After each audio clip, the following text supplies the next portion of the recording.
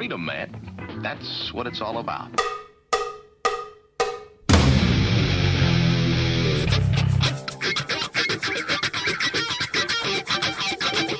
You've got to groove on freedom, like the good book says.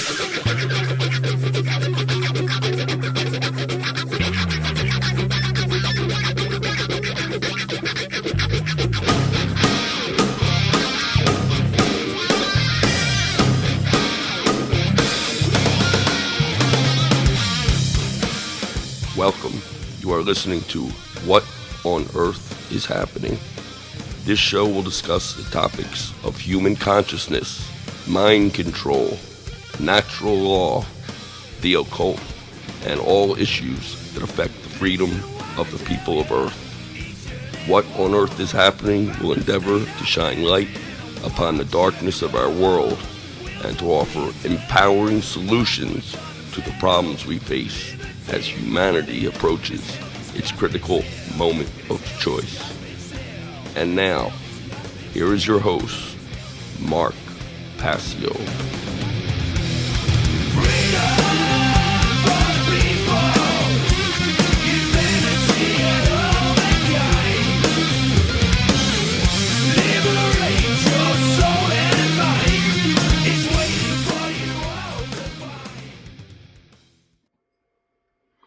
Welcome one and all, I'm Mark Passio.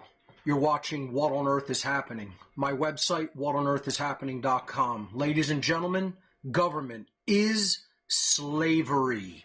Always has been, is now, always will be. And if you don't know it yet, you're just dumb, son. You're just dumb. Welcome and thank you for tuning in today. Today is Sunday, January 28th, 2024. This is episode number 280 of What on Earth is Happening, and as always, What on Earth is Happening is a show of cumulative information that should not be watched halfway through or starting from the later episodes. You should go back to the earliest episodes and listen and watch through in order, because this information is a tapestry that exposes critical information that has prerequisite knowledge in the earlier episodes. And you need to build that prerequisite knowledge in yourself so that your worldview can change. For the people that say, no, that's not necessary, you're absolutely incorrect. You don't know what you're talking about. You can keep saying that from now until the end of time, and I'm going to keep telling people you need to hear the information in its entirety or you're not going to understand it. And that's why most people don't understand what I say here on What on Earth is Happening. They don't have the information they need, and they erroneously think that they do because they're egotistical pieces of shit.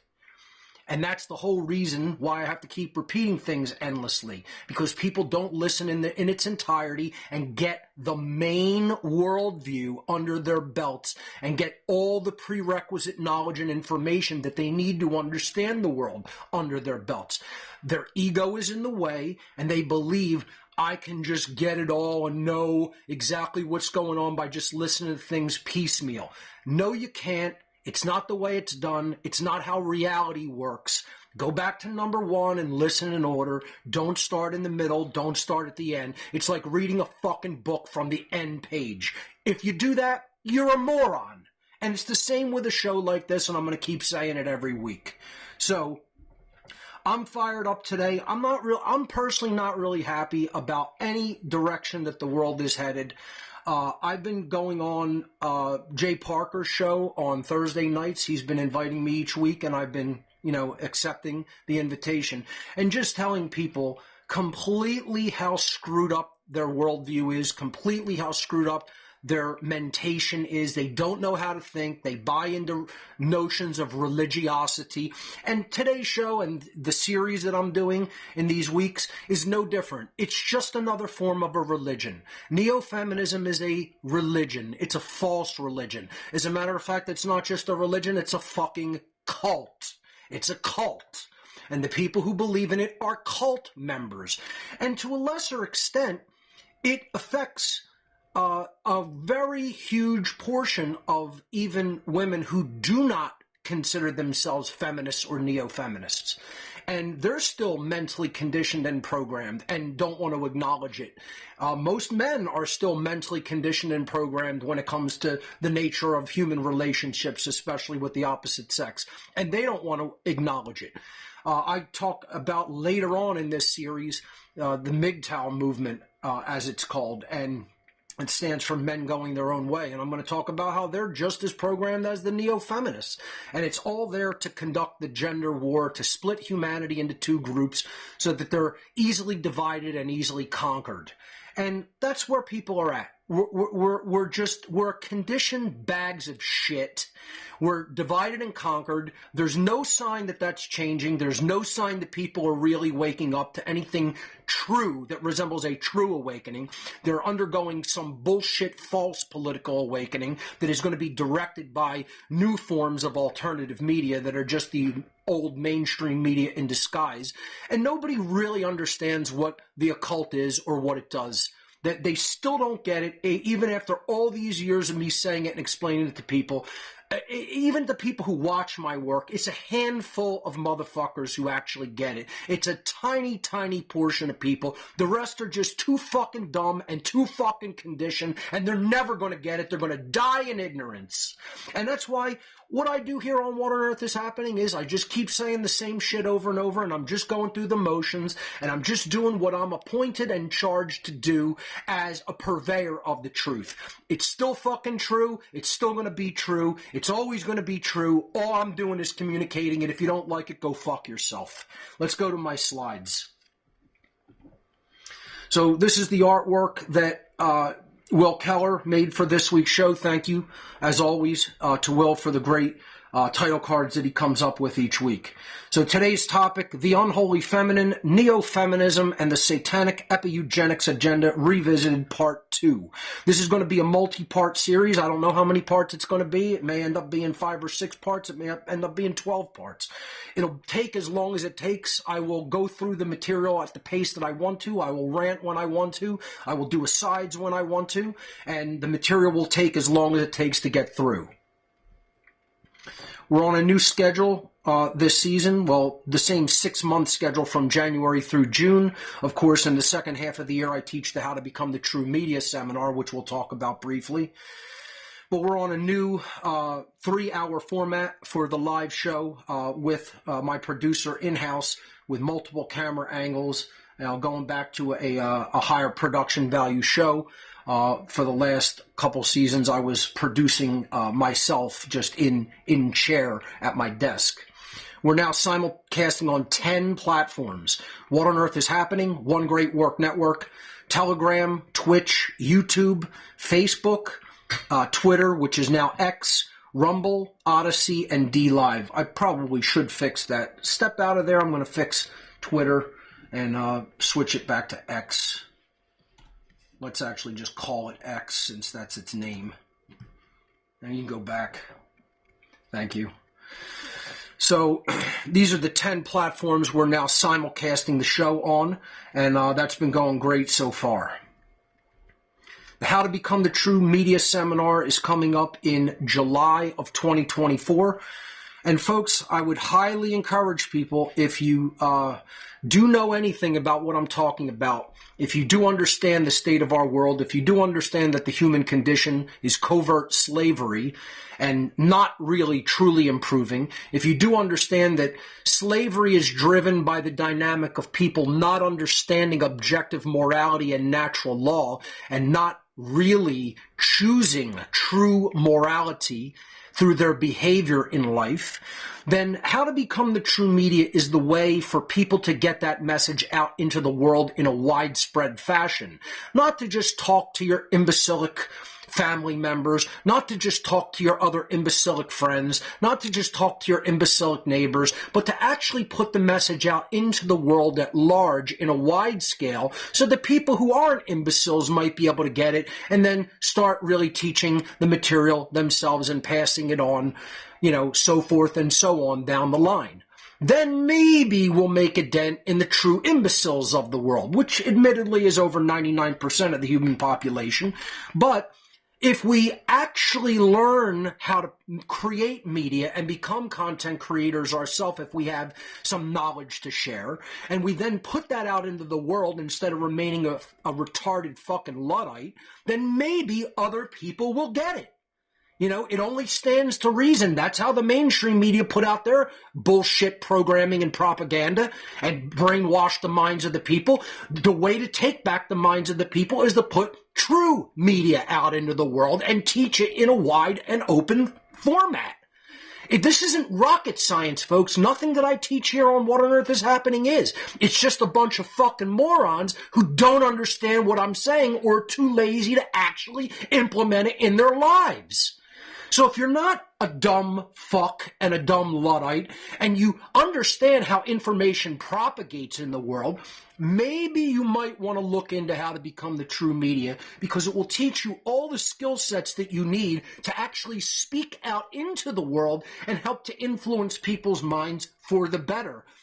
If you do understand true morality, if you do understand how natural law works to either bring us our freedom or our slavery, the consequences of the behaviors that we choose, and if you want to actually contribute to the great work, this is the seminar that you're going to want to take, because I'm an expert in doing these things. I have a expert background in technology, and the curriculum that I teach is going to teach you not only everything you need to know technologically, but it's going to teach you everything you need to know life skill-wise. This is the other part of the problem. Not only don't people have tech skills, they don't have life skills. They're just like completely impotent as a human being. They just know how to do nothing. They don't know how to work with their internal strengths and characteristics and develop those and utilize those skill sets to do what they actually need to do to end human slavery. So this technology is a total package. It's not just this seminar, I should say, is a total package. It's not just a technology skill sharing seminar. Yes, it is that to a large extent. But again, I teach life skill lessons during this seminar. I teach you the mindset that you need to have to be an effective content creator and to deal with the obstacles that you're going to encounter, to be able to overcome them. So it's a 23-week-long skill set sharing seminar hosted on the Telegram platform. It takes place every Monday evening from 8 p.m. to 11 p.m. Eastern U.S. time. The other thing I'm going to address and rant a little about, if you don't like the times, fuck yourself. I'm not interested if you can't attend it live. I'm hosting it live for interaction with me. That's the biggest and most important part of the seminar, and only a fucking moron would not see that. I don't care where your time zone is. This is the time that works for me, assholes. I'm going to deliver it when I want to deliver it, and when it is a good time for me to kick back and then actually deliver my class for the evening. And Monday night at 8 p.m. works for me. If it doesn't work for you, don't take the fucking seminar. It's very simple. That's the end of it. I don't want to hear any more about, can you make it this time or this time? It's the time that I pick. I'm the one hosting it. You get your own fucking seminar if you don't want to take mine. I'm just tired of people. I'm done. It's like people show me year in and year out every year there's no growth. You're still a fucking mental child. You're still an asshole. You're still somebody that can't understand basic language when it's spoken to you, because you hear what you want to hear, or you want whatever you want to be true instead of actually listening to what's being said. And that's going to be a big part of the Unholy Feminine lecture when I get to it, that I want to help people to go into a state of consciousness that is actual present moment awareness, instead of hearing what the fuck you think you want to hear or think you're hearing. Instead of actively being present and shutting your fucking mental chatter up and listening to what's being said like an actual fucking intelligent human being and an adult. You hear what you want to hear. You think what you want to fucking think instead of fucking actually listening to the material presented. And part of it is, I tell people, this is what works for me. It's live only. I don't want to make it a fucking video seminar. I want it to be live and in person so people can talk to me and ask me questions live. It's not meant to be a video series. If I wanted it to be a video series, it would already be a fucking video series. Do you get it, dumb shit?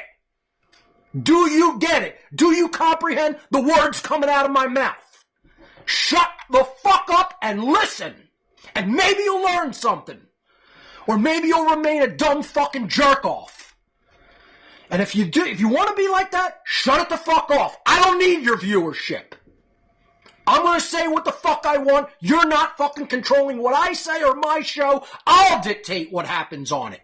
Get your own fucking show if you want to go listen to somebody else, or you want to listen to fucking diarrhea splatter pour out of somebody's mouth. Go get your own show and do that.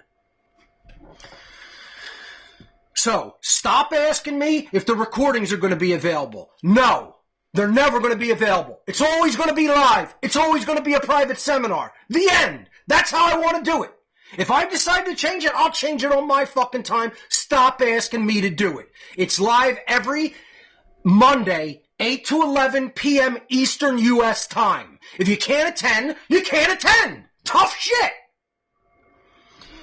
If you want to make the fucking effort to attend, then you get up in the fucking middle of the night if you have to. It's called doing whatever's required. And people do it. Plenty of people do it from all over the fucking world. Even if it's an inconvenient time for them, they make the fucking effort and they stand strong in a state of strength and putting their willpower forward, and they do it. If you're too much of a fucking pussy to do that, then don't do it. The end. I don't need your attendance. If you want to learn something and you want to truly affect other people's fucking mind in the world for the better, then build your fucking willpower up, get your ass up to whatever time you have to get it up, and attend. That's how you'll fucking make an impact in the world, losers. I'm just sick of fucking people. I'm sick of them. I can't take their nonsense anymore. I'm out of fucking patience. And I told people I was not going to do this, and I still find myself doing it because I can't hold back my rage because of how fucking dumb and ignoramus people are. It starts July 8th, Monday, July 8th, and it goes to Monday, December 9th. It's a total of 23 class sessions. There is limited space. The seminar may fill up, so I would not wait to enroll. Enrollment opens up on Monday, April 1st, 2024 at midnight Eastern Time. Once again, enrollment opens Monday, April 1st. I want to step out of my slides for a moment. I'm going to go over to my laptop because I want to show people the basic curriculum for the seminar. Just give me a moment to do that, and then I'll let you know when that's up. All right, that's up. You can switch back to the computer. Thank you. So this is the howtobecomethitruemedia.com website. Very simple, one-page website, nothing fancy or complex. I'll blow it up so you could see the text better, okay? So this explains the whole, what the seminar is, and it is a private donation to attend in live time. Again, we don't make recordings available. This is a live, in-person seminar where I host it and teach it and share my screen to the Telegram platform in real time. People can raise their hands and ask questions and interact with me and learn directly from me, the person who is teaching and hosting the seminar. Okay? Because I am an expert in these fields, and I've been doing this for, going on 2 decades. I've had these skills even longer than that, but I've been teaching this material for now 17 years. This is the 17th year of operation of What on Earth is Happening. So the better part of 2 decades. So enrollment opens April 1st of each year. Beginner and intermediate skill sets to be taught in this seminar include the following. This is what I wanted to emphasize. And I'm going to start doing this every week to explain to people what you'll be learning. And these are just the technical skill sets. I should list the non-technical life skill sets that I teach in this seminar that are interspersed with all of the tech lessons. But these are the tech skills that are going to be shared. Basic operating system skills. So if you don't know the basics of using a computer, I'm going to teach you all of those. File systems and disk formatting. So learning how a file system works, learning how to organize your files within the file system, learning how to format disks in different formats to do different things with data. File and folder management, learning what is known as the hierarchical file system. Workflow and best practices, learning that there's many different ways to do the same thing in computing and media, but there are things called best practices that make your life a lot easier if you learn them. Word processing and, basic text publishing. And this is where basically everything begins. Everything that I do in What on Earth is Happening begins with a basic text outline. You put your thoughts down in an outline on paper, or in this case, digital paper through a word processor, so that you can organize your thoughts logically and in sections that break down the topics and make it easier to present and for people to digest. Internet and networking basics, how to set up a home network or LAN, a local area network. Searching the web and dark web, how to use search engines, how to set search engines up within your web browser or add search engines to your web browser. Searching the dark web, which is over 90% of the content that comprises the internet is considered the dark web or the dark net, because all that means is information and content that is not indexed by major search engines. So you would have to go to their page or go to other non-web-based protocols to find that content and to search it. So I teach people dark web searching and dark web finding content on the dark web. Graphic design. This is to make your content aesthetically pleasing and attractive. Print publishing. If you're going to print a flyer, a banner, or a book, anything that gets laid down and output to print, we go over that. Building presentations, how to make presentations like the one I'm giving right now, like the one I'm going to be giving later in the show on the Unholy Feminine. How to make an actual presentation and then deliver it live. We go through equipment that you will need, go through the whole workflow of doing and delivering presentations. Audio and audio editing and publishing. So if you're going to make an audio only podcast, we teach you how to do that. Video editing and publishing. You might want to make a documentary. You might want to make a short film, or just a basic internet video show like this one. We go through all of that with not only video editing software, what's called NLE, nonlinear editing software, but we also do that with live streaming software, such as how the show is being broadcast to you live today. So we cover all of that. Web publishing, how to make your own basic website, how to do some static HTML coding. Not a lot of that, because I want to keep it very simple and basic. We teach basic building simple static web pages with a web page building program. And then we teach dynamically driven websites using a content management system, which is how my website is built. Most modern websites are built. Some basic internet sharing and collaboration if you're going to work in groups, show you how to do that a little bit. And of course, we go over all the hardware and equipment you would need to do things like this. Another thing I hear from morons out there, just what it is? It's the same thing I've always said, and I'm going to reiterate it. I'm going to beat a dead horse, and I'm going to say it, and I'm going to rant, and if it takes long and it cuts into showtime, I don't care. It's got to be said, because people have to know where the majority of people's mindsets are at as complete dullards, dopes, and complete morons, because the amount that people aren't taught by their imbecilic parents and their imbecilic teachers and just everybody around them, their imbecilic family members and friends, they just don't have the ability to open up their fucking ears, shut their fucking mouth, and shut their mind chatter and learn. They don't understand. And people hear me saying, I require equipment to do what I do, and I want that equipment, in some cases, crowdsource funded. And then they think there's something wrong with that, or there's something wrong with me for asking. Fuck you, motherfucker. Come and say there's something wrong with me, or I'm some kind of a fucking grifter, to my fucking face, and watch what happens to all your fucking teeth, motherfucker. You wouldn't say it to my face, because you get knocked the fuck out, is what would happen to you. I've been doing this work selflessly, busting my fucking ass, busting my fucking hump, selflessly doing this work for 17 fucking years when nobody knows your dumb jackass name, punk bitch. You haven't done shit. You put your name into a search engine and there's nothing there because you're a dumb jerk-off who never did a fucking thing in their life, asshole. Don't fucking get on me for saying I require equipment.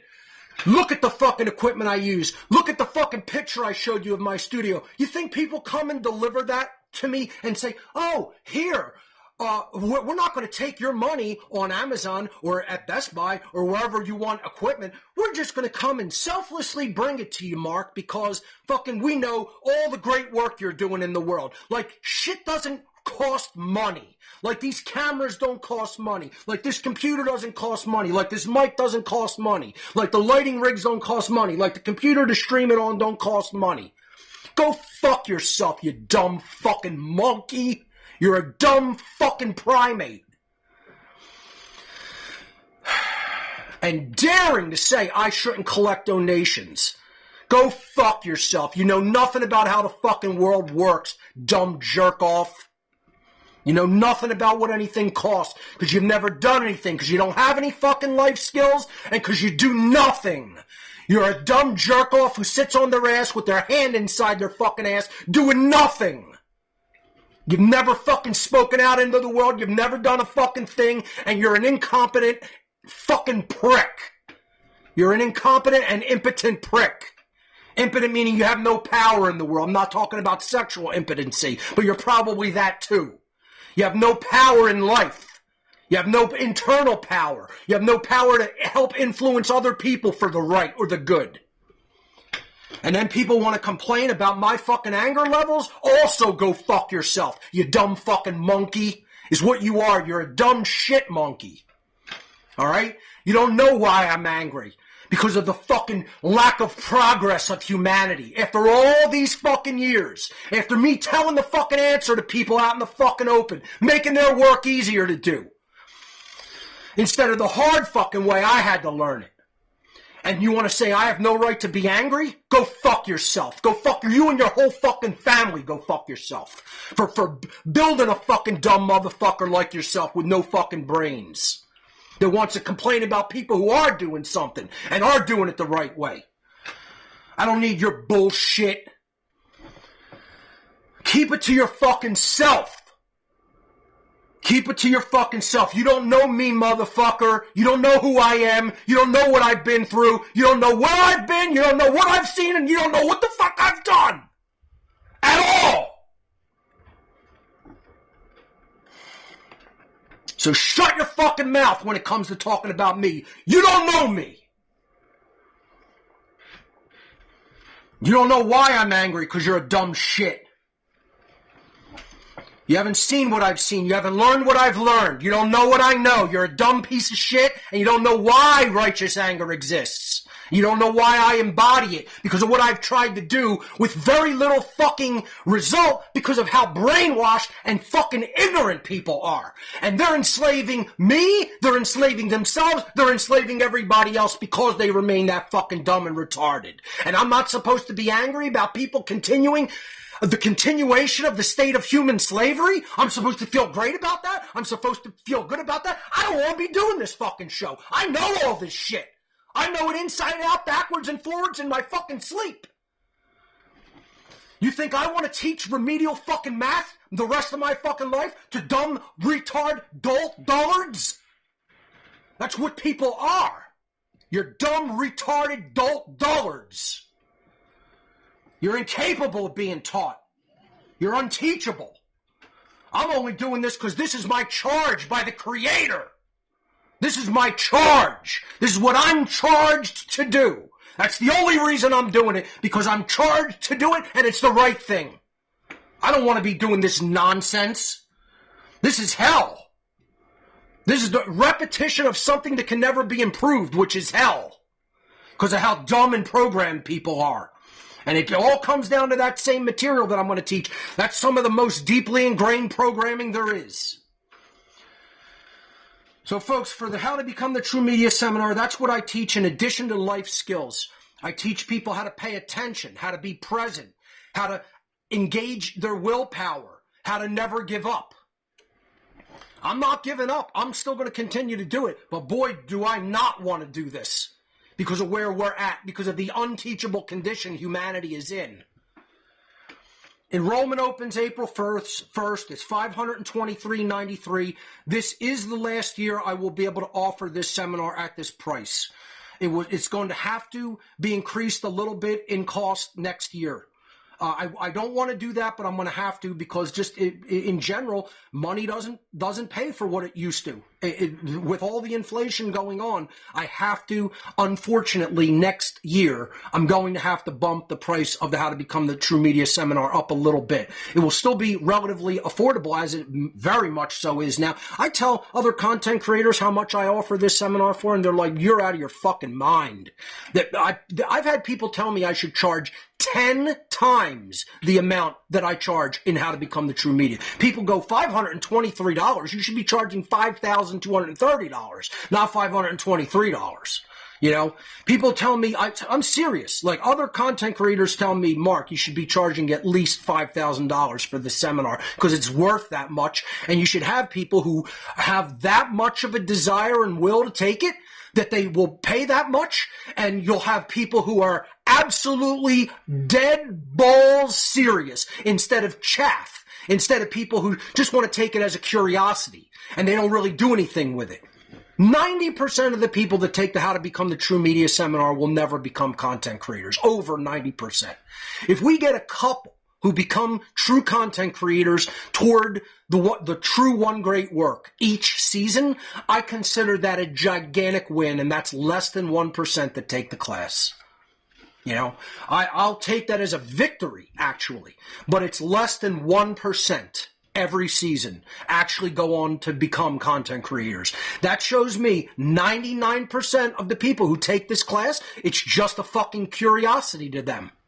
You know, if it wasn't a curiosity to them, they would engage their will fully and they would bust their ass and do whatever they need to do to get their act in line and actually do the work and become a content creator. And instead, I see 1% instead of at least half.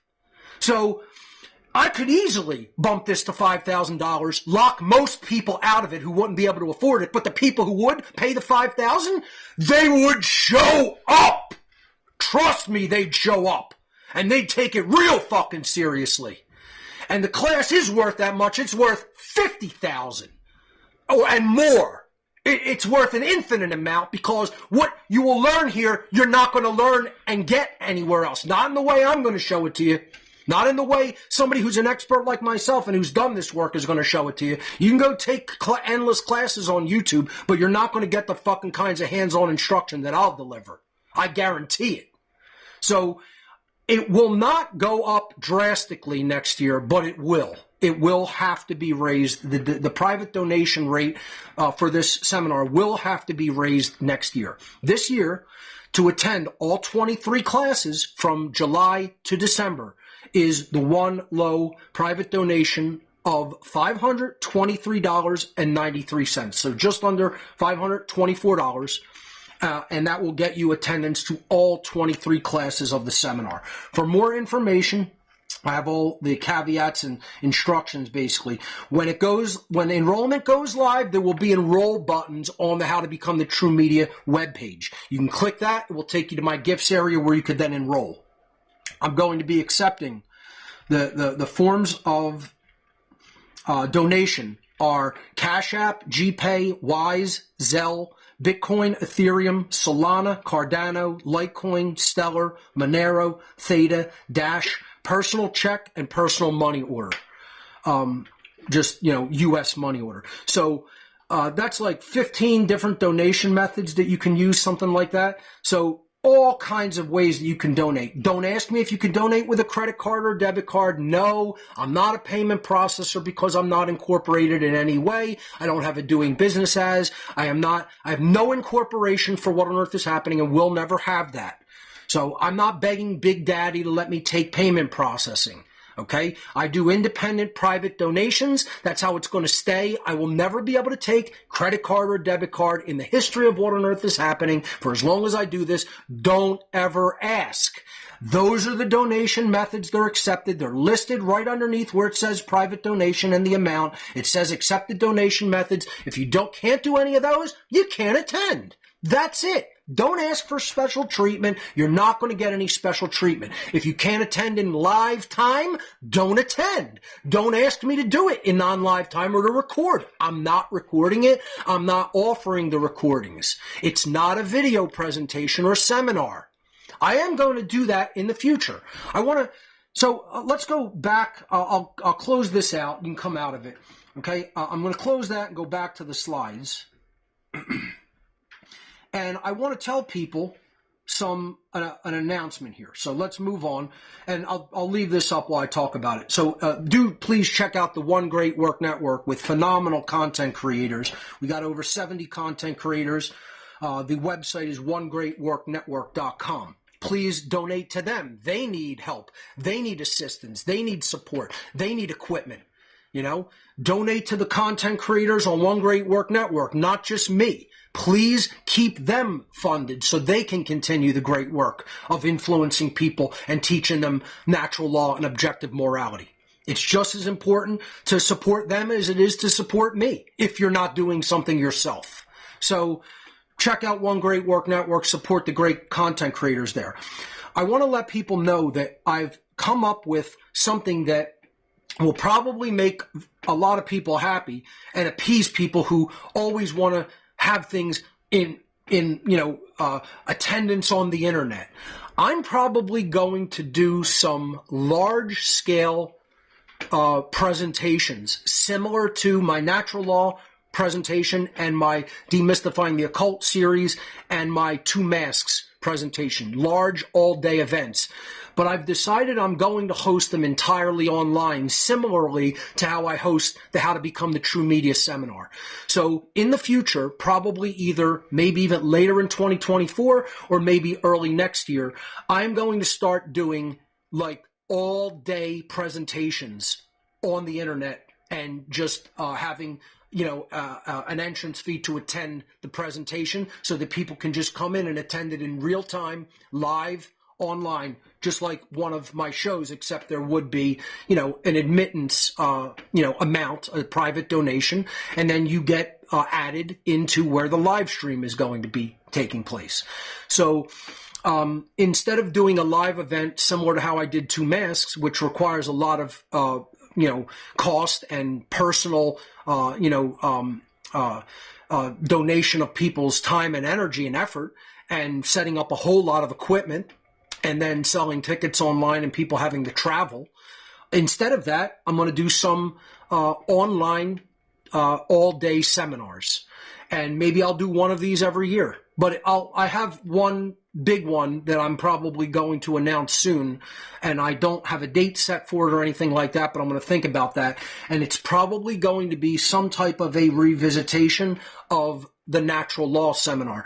I kicked around this idea in the past because I felt like not only is this unholy feminine presentation not understood, I still don't think people understand natural law at all. To a large extent, a few content creators out there really, truly, deeply understand it, and the bulk of the population is still largely clueless. And they still think it's something that it's not. I still hear them with all kinds of inaccuracies when they try to present it or describe it. And I feel like I need to go in a deeper way and maybe even do a longer presentation. Maybe it'll be 10 hours. I don't know. But I need to go back and revisit natural law and really go in even deeper than I did in the natural law seminar. So I'm going to probably present something called Natural Law Revealed and Revisited in the near future. Whether that's coming this year or next, I don't know. But it's something that I feel people who even have heard my work need, because they still don't really truly deeply understand natural law to the extent that they need to teach it, to actually be able to teach it. And there's still a whole bunch of ignoramus morons out there that still insist this is part of some kind of religion, when I've been trying to teach people from day one, I'm trying to destroy all religion. I'm trying to destroy religious thought. I'm trying to destroy all cults, all cult techniques I want to expose and destroy. I am not here to teach people a religion. I'm here to teach people the truth and a science of how the universe actually works so that they can work in harmony with it instead of against it. If they work in harmony with it, they prosper, and if they work against it, they suffer. So my contribution in looking at the way to eliminate human suffering and the human condition of slavery is to teach people the very base level causal dynamics, the causal governing dynamics, by interacting with the universe through their free will and their behavior, what they're receiving as consequence when the universe responds to what they are putting out into it, and how that dynamic affects human aggregate freedom or contributes to human aggregate slavery. And people still insist I'm teaching some religious notion or thought. No, I'm not. It's an unrecognized and occulted science, and it is the way that things actually work in nature that has been discovered by many people throughout the ages and throughout human history, and they're never listened to because they're smarter than everybody else, and the other dumb fucking morons out there can't get their ego out of the way and listen to the voice of truth because they're too fucking dumb to understand it. That's the Dunning-Kruger effect. The Dunning-Kruger effect is a bunch of dumb people can't actually hear what really, really, really smart people are saying because they're too fucking dumb. And they can't translate it. It's like a language that they don't understand. They don't have the building blocks because they haven't learned how to think through the trivia method. And their ego's in the way. They're satanically programmed. That's what Neo-Feminism is. It's deep-nested, satanic, psychological programming that once it gets in, it puts its talons into the flesh and it's holding on and it ain't ever relinquishing hold. That's how Satanism does its work, and that's how it's done its work in the minds of the vast, overwhelming majority of all females in our society. Get as fucking offended as you want. Shut the fucking show off right now if you want. Go ahead and shut it the fuck off. I don't give a fuck. I'm still here doing what I'm supposed to be doing. It'll be in the archives on the show. It'll be up there permanently, and I'm still going to say what's true. If you don't like it, once again, go fuck yourself. You're a programmed satanic piece of shit that doesn't know what's going on inside your own fucking mind, let alone the world.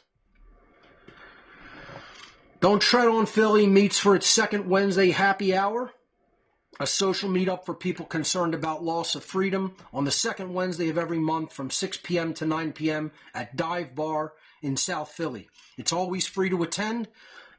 Some great meetings and conversations take place there. Some good networking with people from the overall freedom community. If you want more information, visit the website Don't Tread on Philly or search Don't Tread on Philly on Facebook, and you could take a look at the event page there that has all of the meeting dates. Inquire and Inspire Documentary Movie Night takes place the third Thursday of every month from 6 p.m. to 9 p.m. Always free to attend. It takes place at Arnold's Family Fun Center in the Theater Room in Oaks, Pennsylvania. For more information and details about what movies will be shown, you can visit the website inquireandinspire.com. Always a fun night. The IPFS project for What on Earth is Happening is still ongoing. I'm not going to really delve deep into this right now. I haven't had the time to administrate many nodes. After I put out my videos that I need to put out this year, which is my basic work that I've been working on right now, that's my priority, then I will go back to administrating the nodes and putting some more up. But for information on how you could become a part of the What on Earth is Happening IPFS project, you can visit whatonearthishappening.com/IPFS. We will be taking call-ins, probably not today. I don't know. We'll see how the presentation goes for today. I have so much material to get through, it'll probably take up the bulk or all of the show, but we will be doing all call-in shows via Telegram. You can always join at any time, whatonearthishappening.com/call. You can listen to the show through there, or you could, basically wait to be called on if you do have a question or a comment. The ARC 2.0 offer is still valid and on the table. Please make sure you do not send to an old address, make sure you go and get the form. If you downloaded the ARC instruction form a long time ago, if you got that PDF a long time ago, don't use an old one. Go back up, sign the form again, get the new instructions that has the new send address, the shipping address. The ARC is an offer whereby you send me a storage device, a digital storage device such as a hard drive or a solid state drive, and I fill it up with over 26,000 audio files, over 9,500 books, and over 3,400 digital videos, all collected from my own personal archive of research that I've gathered over the years onto a 2 terabyte storage device. For more information and for shipping instructions, which are rigid and they are formalized to protect your property and to be respectful of my time and schedule. And if you don't like that, I don't care. I don't accept alternative offers for the ARC or ways of shipping it or anything like that. You read the shipping instructions and you basically follow the shipping instructions. It's not following orders, folks. It's following instructions. There's a difference. This is a method of doing something. It's not me commanding an order as an authority. I'm telling you, this is my offer. It's an offer of my time. You either respect it or you don't get the data through me. You can get it however else you want. You're just not going to get it through me if you don't respect my offer, my time, and respect me as a human being for being willing to do this for thousands of people over the years. And if you want to flaunt disrespect in my face, your drive's coming back to you empty. That's what I do, and I've done it. And you know what? I tried not to do it for many, many, many, many years and times when people didn't follow instructions. And, you know, I look at it like, oh, okay, they messed this up. I'll give them the data anyway. I'm not doing that anymore. And people out there know you've gotten your drives back blank. And it's been like 3 or 4 this year. And it'll continue to be that many or more if people don't pay the fuck attention. Realize I'm not fucking around. Just do what I ask in the instructions and there won't be a problem. If you're not a fucking imbecilic moron, if you're not fucking retarded, you can read language, interpret what's being said correctly, because I'm abundantly clear in the document for shipping on how to ship this to me, and just do what I ask. And there won't be a problem. If you do things that I tell you not to do, I'm definitely sending you back a blank hard drive or solid state drive. And I don't give a fuck how much of an asshole you think I am or how much of a hard ass you think I am for doing it. And I've done it, and I'll continue to do it. And that's okay. You waste your time and fucking money, and you maybe have wasted a little bit of my fucking time, but you're not going to get any niceness from me when you treat me with disrespect and like an asshole. Go fuck yourself. You either comply with the shipping directions or you don't get the ARC data. Thousands of people have no problem with what I've asked because it's reasonable. There's a reason. I give all the reasons. You know why not to do this? Because then this happens. Do you know why not to do this thing when you ship this drive? Because then this happens. You know? I mean, I've had fucking drives because people like a jerk off tape up the box with duct tape, right? With duct tape that you would put on fucking, you know, air conditioning and heating ducts. And the fucking shipping companies think it's a bomb. So they're not going to fucking take a duct tape box. And I've told people, just pack it with packing tape. There's no reason to go into your shed or into your fucking tool drawer and pull out duct tape. No reason. That's not how you tape up a fucking box in 2024. You tape up a box with fucking packing tape, with clear packing tape. Because obviously fucking morons that think, you know, bombs being sent through the mail is a thing aren't going to take the fucking box if it's all taped up with duct tape. They think there's something dangerous in it. So I tell people don't do it, and I've still gotten fucking boxes taped up with duct tape when I've specifically told them in the directions, don't ever use any duct tape on the box. So think about this, folks. How much of a moron does somebody have to be to read the words, do not ever use duct tape on your shipping box, and then duct tape up the box and send it to me? How does someone like that end up listening to What on Earth is Happening? That's my issue. I can't believe that a fucking dullard moron like that ever encounters my material, let alone requests the Ark. You think a fucking moron imbecile like that is going to do anything with the Ark data? You think they're going to actually learn something and transform the world into something better than it is when they can't even read words on a fucking piece of paper and not duct tape up a fucking box? This is who we're dealing with in the world, people. This is what I'm trying to explain to you about where we're at. People who have no fucking ability to even read, no ability to interpret reality, no ability to fucking even follow simple instructions. You think you're going to change the fucking world for good? You're delusional. And these people are all around us. They're everywhere. The whole fucking world is chock fucking full of them to the rafters. And we think we're going to win? You think our side's going to win with fucking morons out there like that? We're getting our asses beat senseless by the fucking Satanists. Getting our ass beat senseless by the globalists, by the social engineers of this world. And we think we're going to win? We think we are winning? You're delusional. Delusional. And you need to get your head out from up your ass and learn what's really happening. This is what I'm saying. People have such a fucking false impression of reality because of their programming and because of what they want to believe is true.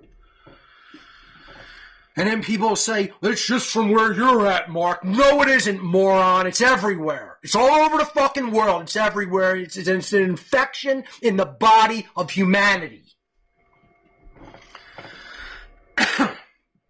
If you want hard copies of any of my work, they're all available at gifts.whatonearthishappening.com. DVDs, flash drives, the One Great Work Passio collection, which has all my work on a single solid-state drive, my natural law documentary, men and women's t-shirts, buttons, stickers, coasters, keychains, etc. And technology donations, which I want to briefly cover. And this is what I was talking about with the idiots who think I should just out of pocket pay for every single thing that I've ever acquired tech-wise, right? And then no one should help.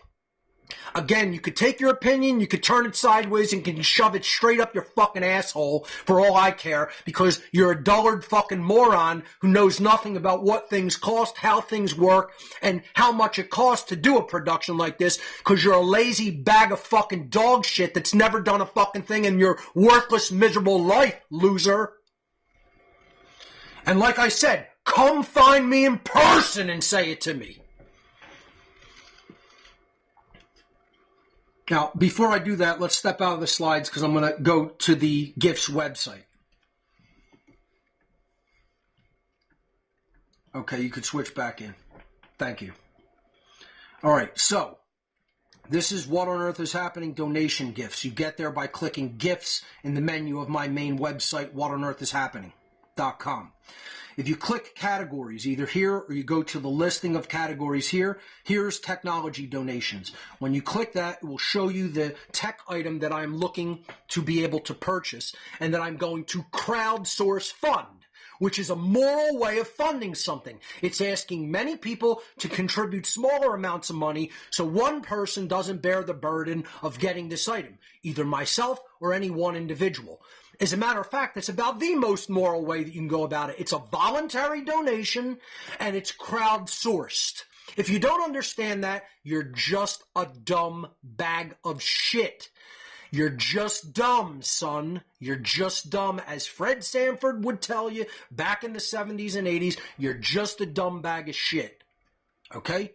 So, you click into donation toward a Mac Studio for Mark Passio. There's the item, and you can make a donation in $50 increments. This is the description. Mark Passio needs a Mac Studio for his own creative and office computer. The computer here is my streaming computer.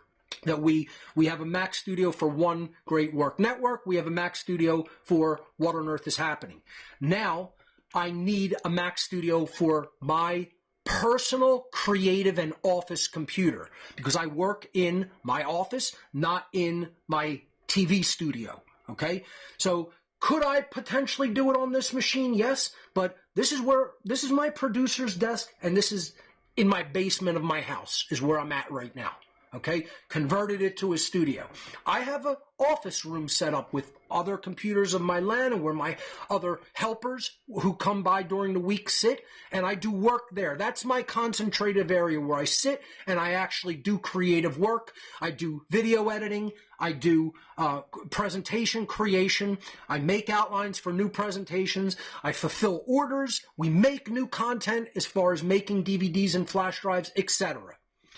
And other operations go on there as well, like archiving data, coming up with new projects, communicating with people, collaborating.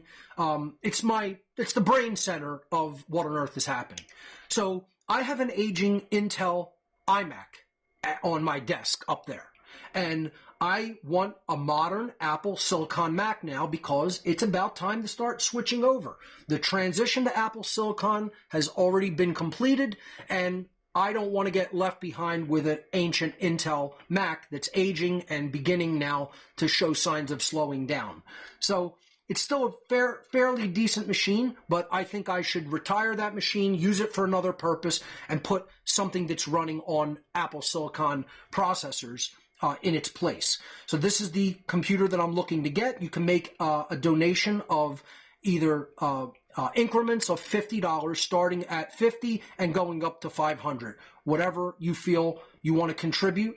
And again, we've raised so far $600 out of $6,000. So we're only 1/10 of the way to the amount needed. And for people who say a Mac Studio only costs $2,000, no, I'm configuring it a different way. I'm not using the base configuration. I want this machine to last me many years into the future, as many as I can get out of it. So when you click on a Mac Studio to buy one, you will see on Apple's website there are many configurations that you can do. I'm going to pick this base configuration with the Apple Silicon M3 Ultra chip, and I'm probably not going to spec it with a 76-core GPU. I'll leave the 60, but I'm probably going to bump the memory to the maximum, and I'm going to double the storage. And you could see there the total price is $5,999. Then there'll be tax added to that, but I'm just looking to get the 6 in crowdsourced funds so that I could pick this up probably sometime toward the middle of the year. All right, so that's the technology donations area of What on Earth is Happening donation gifts. I'll go back to my slides, and the last one in the pre-show notes or housekeeping announcements, however you want to call it, is the straight donation. So if you want to make a straight donation to the What on Earth is Happening and One Great Work Network causes, you can visit whatonearthishappening.com/donate. And there you will see many donation methods listed. Cash App, GPay, Wise, Zelle, Bitcoin, Bitcoin Cash, Litecoin, Ethereum, Dash, personal check, personal money order, or our Amazon's wish list of smaller tech items that are required to run the day-to-day operations here. So thank you to the kind gentleman who picked up the tech wish list items this week. I actually received them today. It's a wonderful, generous donation. I thank you from the bottom of my heart. One individual actually picked up the 4 items that were up there for me this week, and they arrived today in great condition. So thank you so much. And that's how things work, folks. That's how people very literally put their money where their mouth is. If you want to see an operation like this continue and do good work into the future, it has to be funded. You know, you can't run on no fuel. And unfortunately, money still buys things in the world. We're not a cooperative, enlightened society that doesn't need to use money anymore. Unfortunately. Do I want to see humanity evolve to that point? Sure I do. But we're not there yet. So unfortunately, I would still require resources to obtain technology items that I have to employ for this operation. If you just think it through logically and you're not a jackass dullard, you would realize in order to do more, you require some tech items to do that. And if I'm going to have a network here, if I'm going to have data archiving done here, massive amounts of research that I pour through, study, and then come up with presentations so that it doesn't take people the amount of time and energy that it takes me to learn, that I can condense it for them, put it in an easily digestible format, and they can learn maybe 10 times faster. You know, and if I was freed up with some tech help here, I could probably put 10 times more information out into the world in the form of custom-made presentations. I have to still do all the tech setup, you know. I swapped out an Ethernet networking switch today. I don't just hand that to somebody and go, here, go install the switch. I do it myself. I don't have tech help like that here. I don't have anybody that knows how to do it. I don't know anybody that knows how to do it. Certainly not in this area, not in this unenlightened area of the world, you know. I consider I'm like a Renaissance being. I am a Renaissance man with the skill sets that I have and what I know how to do and what I know is going on and how I know how that operates at the psychological level and what I know how to do in the tech that I know how to do in the life skill lessons that I know. I'm a Renaissance man. And that's the problem, is so other few people are. They're just weaklings. I'm a strong Renaissance man who is tormented by other people's weakness. Me getting angry is not my own weakness. That's legitimate, righteous anger for being surrounded by fucking weaklings. Don't you get it, moron? That's not a weakness on my part. That's me correctly interpreting the situation and displaying the correct emotional reaction, you fucking lazy bag of shit.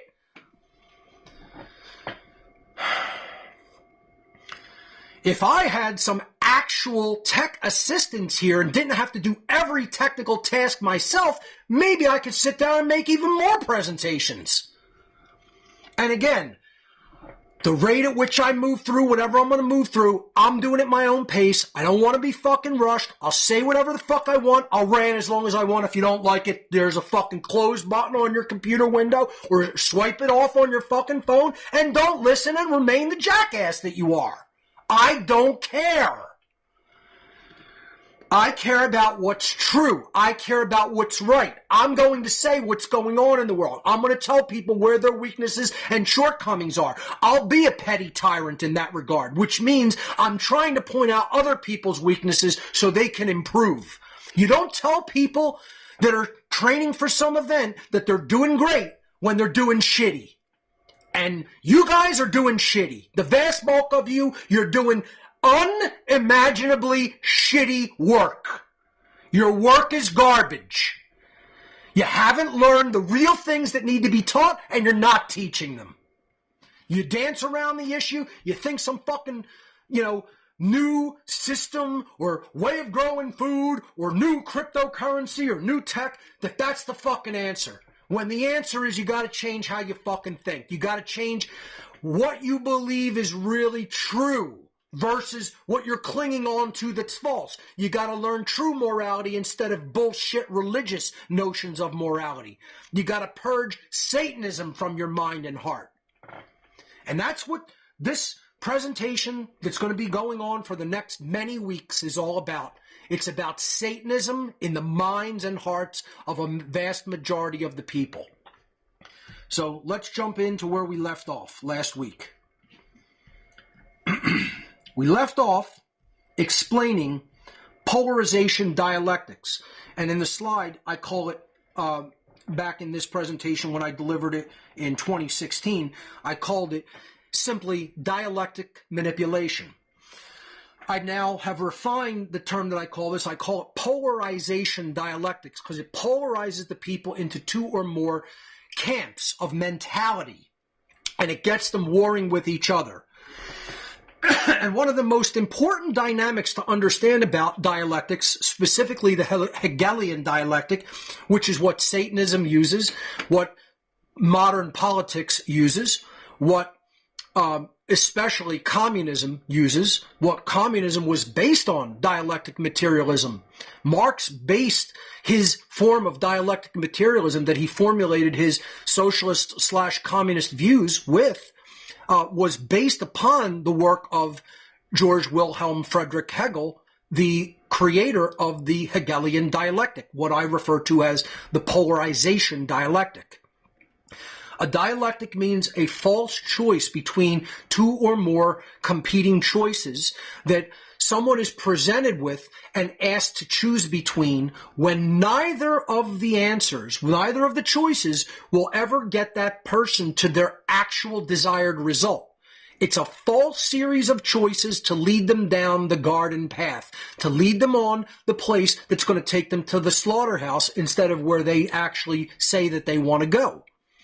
And the part of the dialectic that I was explaining at the end of last week's show when time ran out is that only one side of the manipulation aspect of the dialectic, when they're polarizing people into camps, needs to truly remain in a state of mind control and suggestibility for the dialectic overall to become successful. Let me explain what I mean by this, okay? If someone is playing a prank on two school children and trying to get one to attack the other, and they go behind the head of child A and smack them in the back of the head, and then they point to, like this, the child B. And child A now thinks child B did it and goes and attacks child B. Child B, who did not do anything, does not have to be manipulated by the manipulator in order for conflict now to arise between two other parties.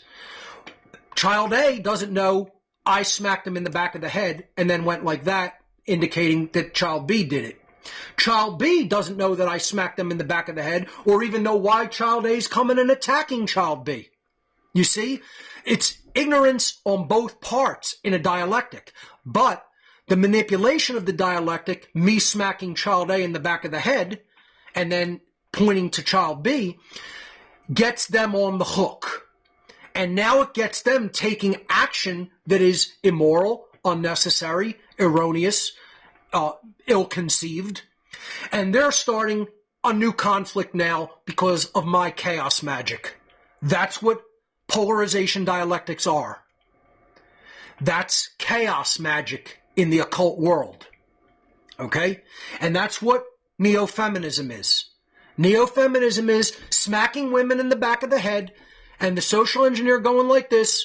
It's all guys that just did that, and now there's a gender war.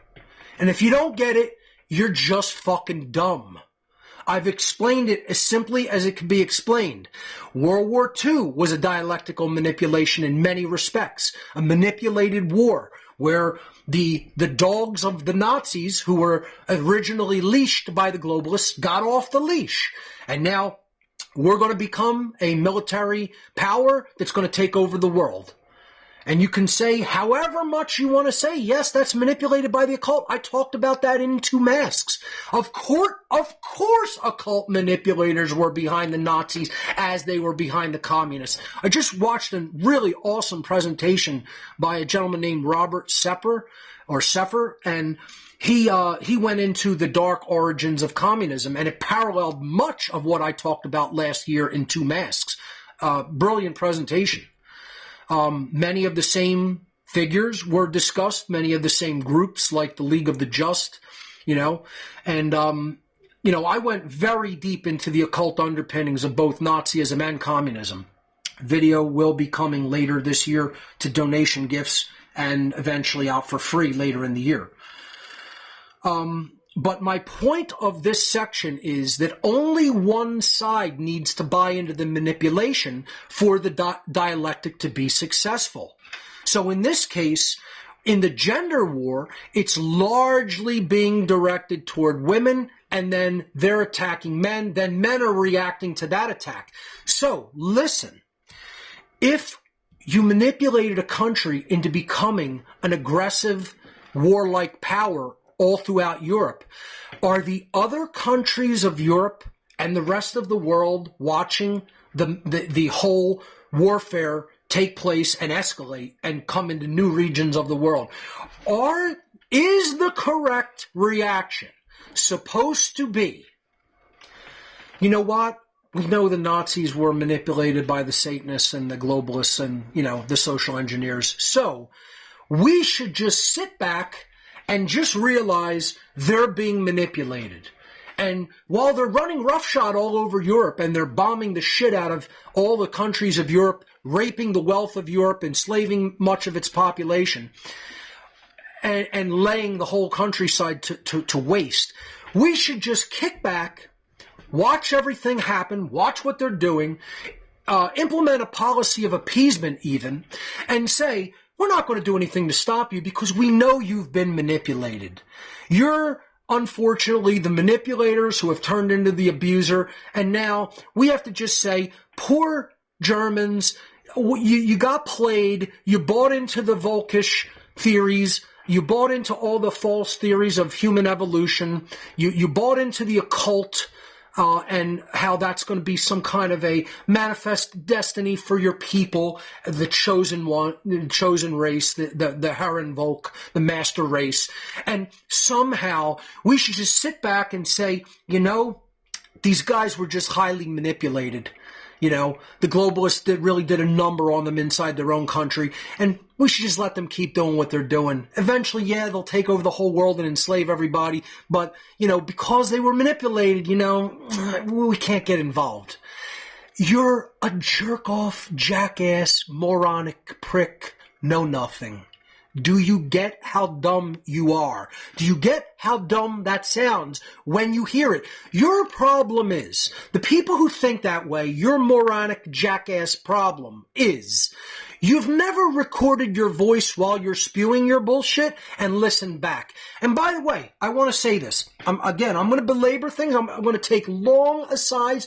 I'm going to kick back, enjoy delivering this presentation, and say whatever the fuck I want during the whole course of it. Okay? And here's one thing I'm going to say. I just watched back my presentation for the Greater Reset 5 that was played via video in Morelia, Mexico. And I always think this, folks. I always think, while I'm even delivering the presentation, I think, did that come across well? Was that well done? Was that well researched and presented? And I go, I don't know, but that's my best effort right now. I'm gonna lay it down. I'm gonna deliver it. I'm gonna send it to whoever's going to use it or put it out online, and we'll see what happens. And I actually went back and listened to this presentation, and I'm like, holy shit. It was not entirely off the cuff, but it wasn't super rehearsed, and it was put together in a relatively short period of time because I was mostly focused last year on 2 masks. And when I was asked to do this, I'm like, I know I'm going to have a short amount of time to actually research and put this presentation together and deliver something really good. But listening back to it, I'm like, wow, that was powerful. And I just can't believe nobody is saying these things. I'm one of the only people saying these solutions out into the world. And I listened back, and my own mind was blown by my own presentation. And I'm like, nobody does it to that level. Not quite like that. There are some people who are really good presenters, but I mean, I hit a grand slam every appearance at the plate in that presentation. And I said exactly what needs to be communicated to the freedom community, and damn, was it powerful. And that will be coming also later this year. And I just got to say, that's what people don't do, right? They don't speak their thoughts and record them. People who are addicted to completely erroneous ways of thinking and don't really have a lot of mental acumen, what you should do is you should turn a video camera onto yourself or just point your phone at yourself and speak aloud your thoughts. Don't type them. Don't type them out. That's what you want to do. You want to go on the forums, you want to go on the chat rooms, and you want to type like a jackass. And it's just, what it is a verbal diarrhea hose. That's what it is. That's all you do. Your fingers are just like a gaping asshole splattering diarrhea all over everybody else. That's all they are. Okay? And that's why you love chat rooms. You're an anonymous coward. You're a loser, little fucking incompetent prick. You're a little impotent prick. And all you want to do is splat diarrhea out with your fucking loser fingers. What you should do, I'll give you a piece of advice even though you don't deserve it, is you should turn a camera onto your own loser face and you should start speaking your ideas and recording them and then playing back to themselves so you could hear what a fucking loser you sound like when you speak. You could hear how dumb you sound when you speak. I back up everything that I'm saying with data and research, and when you understand it, when you listen and you understand, it makes perfect sense, and a light bulb should be going off in your fucking mind, and you should be realizing, wow, I really am fucking manipulated. I really am under a program. I really am under mind control. Folks, I did my shadow work. I'm out of the fucking mind control. I am angry because I am tormented by how many people have never done any fucking shadow work and come out of their fucking programming. Don't you get it? That's why I'm viciously angry toward people. You haven't done your work. You're a lazy bag of shit that wants to sit and watch and not do any work on your fucking lazy ass self. And you're pouring a burden onto other people's shoulders. The more you don't do your own work, the more burdensome the work becomes for people like me. And I don't want your fucking work. I want you to lift your own fucking weight so I can lift mine. I don't want your weight on my shoulders. I don't want your weight in my hands. I don't want your weight on my fucking back. Keep it to your fucking self and do your own fucking work.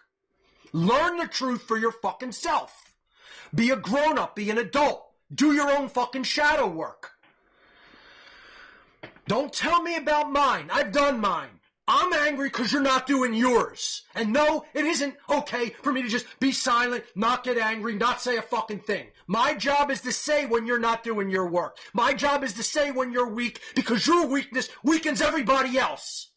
Because we're unfortunately, very unfortunately, all tied together in this fucking mess. And you haven't learned that lesson yet. That your ignorance is my enslavement. Other people's ignorance is your enslavement. You haven't learned that yet because you're too fucking dumb and self-centered and egotistical and lazy. So when you say, the Nazis, it was just all manipulated that war. Why did the U.S. get involved? Because we didn't want to let a manipulated group of fucktards take over the world, moron. Nor should the rest of Europe have just let that happen. When one side of a manipulation buys into the full extent of the manipulation and then goes haywire on everybody else, the other people shouldn't just look at it and go, oh, woe is them, they're so fucking manipulated. We should do nothing because these guys bought into a bag of lies and now they're just manipulated fucking wind-up toy soldiers and we should just let them run roughshod all over everybody. Turn the camera on your own loser-ass face and point it at yourself, record yourself saying that, and legitimately go back and listen to yourself and hear how fucking dumb and ignorant you sound, you jackass. It's the same thing when it comes to the gender war. When women have been whipped up into a frenzy of programming, should men just go, oh, we know they're manipulated, so let's have absolutely nothing to do with them, or let's just say that their nature is the devil? No, moron. You should try to undo the manipulation. You should try to fucking reduce the programming, the fucking viruses that are running in the mind, jerk off. But you don't know how they work because you don't know Satanism and social engineering. You're just spewing verbal diarrhea out your fucking ass mouth. People are just so fucking dumb. It's painful. It's increasingly painful to me how dumb people are. It's the same thing with the police in our cities. Oh, we should just let the police do whatever they want. There should never be any pushback. Because, the police are mind controlled. They're a manipulated cult. That doesn't mean I'm going to let them take my fucking rights. That doesn't mean I'm just going to let them take my freedom without a fucking battle, and a physical one if it comes to it. You gotta realize, once a fucking cult member is fully bought into the cult mind control programming, they're gonna become a physically dangerous asset in the world for the globalists. This is what they want, dumbasses. We can't just kick back and say, oh, you're just programmed. The first step is, yes, to try to deprogram them. Barring that working, which it may not, you gotta fight. And you might have to fight physically and die, maybe. Maybe you might have to fight physically under the death. And then so be it. Then that's how it'll be. You can't just make excuses for evil. This was part of my presentation called Why We're Losing at Greater Reset 5. You don't just say, oh, these evil people are just manipulated, so I forgive them. Fuck that. That's not real forgiveness. That's you laying down to tyranny like a fucking coward. Fuck that level of pacifism. That'll never be me, and it shouldn't be you either, because it's a big bag of bullshit, and it's not spirituality. So, get the point. Only one side needs to buy into the manipulation in order for the divide and conquer strategy of dialectic manipulation to be successful. If you don't understand that, you don't understand the Hegelian dialectic.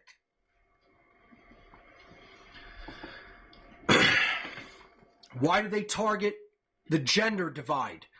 Because there's no bigger dialectical divide than men versus women. It is the only division, since it is the only division in humanity that is split exactly 50-50 when it comes to biological gender or sex. The social engineers have specifically focused their efforts on cultivating this gender war because through it they can create maximum societal tension, instability, and ultimately chaos. They know what they're doing. They know how to do what they're doing. They're very skilled at it. They're not amateurs. They've had practice. They've been doing it for thousands of years. Not 10 years, not a decade, not a handful of years, not a century, not a millennia, tens of thousands of years. They've been manipulating the thoughts and opinions and molding the mindset and worldview of both men and women. And specifically, they love to target women because they feel that not only perhaps they have a better grip and control of the feminine or female worldview, but they know that once they manipulate the woman, they have the family dynamic, the familial dynamic. I don't even want to call it the family dynamic because it does not have to consist of a nuclear family. They have the familial dynamic, which is, it's like the difference between biological sex and how you want to look at the blend of masculine and feminine energy within a single being. The same thing is true when it comes to the familial dynamic. It is not about the actual physical nuclear family. It is about how men and women relate to each other within a society. That is the familial dynamic, which is the core of unity between all of human society. Once you break down the familial dynamic, look at that as mental gender, right? It's a form of cooperation between biological men and biological women in society that has a lot of different factors, dynamics, and characteristics associated with it. Once you break that down, it's a piece of cake to rule over people because the women are largely going to direct that dynamic in society. It's a well-known fact in all of human history that once you have the minds of women, the men and the children follow, because women are going to be the cornerstone of that familial dynamic, especially when it comes to an actual family unit. That's not just the familial cooperative dynamic between men and women, between the sexes, but is going to be the cohesive glue that holds an actual family unit together, which is where societal strength can also come from. It's another source, but it's not the only. Let me be clear about that. The nuclear family, as we're going to talk about, is not the only source of the familial dynamic and familial strength. Okay? It is actually about cohesiveness and cooperation between the sexes, the biological sexes. So let's move on. In this particular presentation, you are going to hear specific solutions. People also erroneously claim Passio doesn't offer any solutions. It's because your dumb ass, your loser mind hasn't listened. You hear what you want to hear. You think what you want to think. You hear little bits and pieces and dribs and drabs, and you think you've heard all of my material, and you haven't even heard one small, tiny, little bit of it. And then you make up your mind according to your own degenerate thoughts, because you don't know how to think, that I haven't proposed any solutions, when the entire body of my work is the solution. But you're too dumb and lazy to actually listen to it all because you think you know everything you need to know, and you're a dumb fucking jackass who doesn't know anything. Who's the epitome of the Dunning-Kruger effect. Of a moron who thinks they're really smart and looks at a really smart person and thinks they don't know what they're talking about. You're the epitome of the Dunning-Kruger effect. I'm a fucking genius and you're a moron and you have it backwards because you're so dumb. This presentation is ultimately completely solution-oriented, and it is not presented to incite a further divide between men and women. It is presented to promote awareness of the manipulation tactics that are being employed and deployed against both genders, not just women, but against men as well, which we will get to later. The final part of this presentation will focus entirely upon solutions that we can implement to heal the divide between the genders and promote unified relationships. See, this is part of people hear what they want to hear. They don't have the discipline of mind, of actual mental thought discipline and present moment awareness to actually hear what is really being said in reality. Instead, they run it through a mental filter that is often a psychological barrier and block that is instilled by the social engineers and the dark occult ruling class. And then it comes into their mindset as them hearing something completely different than what was said. And here's what I want to do moving forward. I should have done this at the very beginning today, but let's do it now. One of the biggest aspects of truly being able to learn and not being a mental dullard and a fucking egotistical moron that can't really truly learn is you have to learn how to quiet the mind. This is why I taught so much about genuine spirituality in the early days of What on Earth is Happening.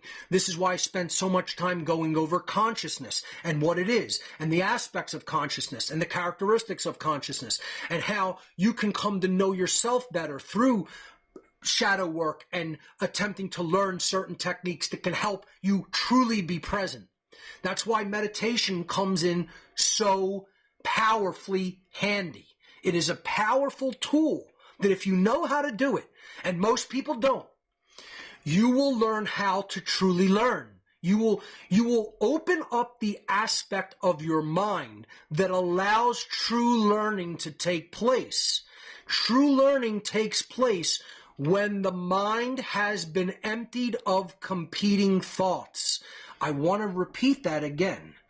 True learning really takes place when the mind has been alleviated of competing thoughts. That doesn't mean don't have any kind of a filter or mechanism to weed out bullshit. What it means is most people have chatter going on all the time. You need to be able to silence that chatter in the mind through meditative work. And I do very little meditation anymore. And here's why. I learned it so well, and I can employ immediately the turning off of thoughts. I can stop thought in my mind whenever I want to. That's the discipline that I learned through practicing meditation so much in my earlier years when I was waking up. Most people never learned it a second.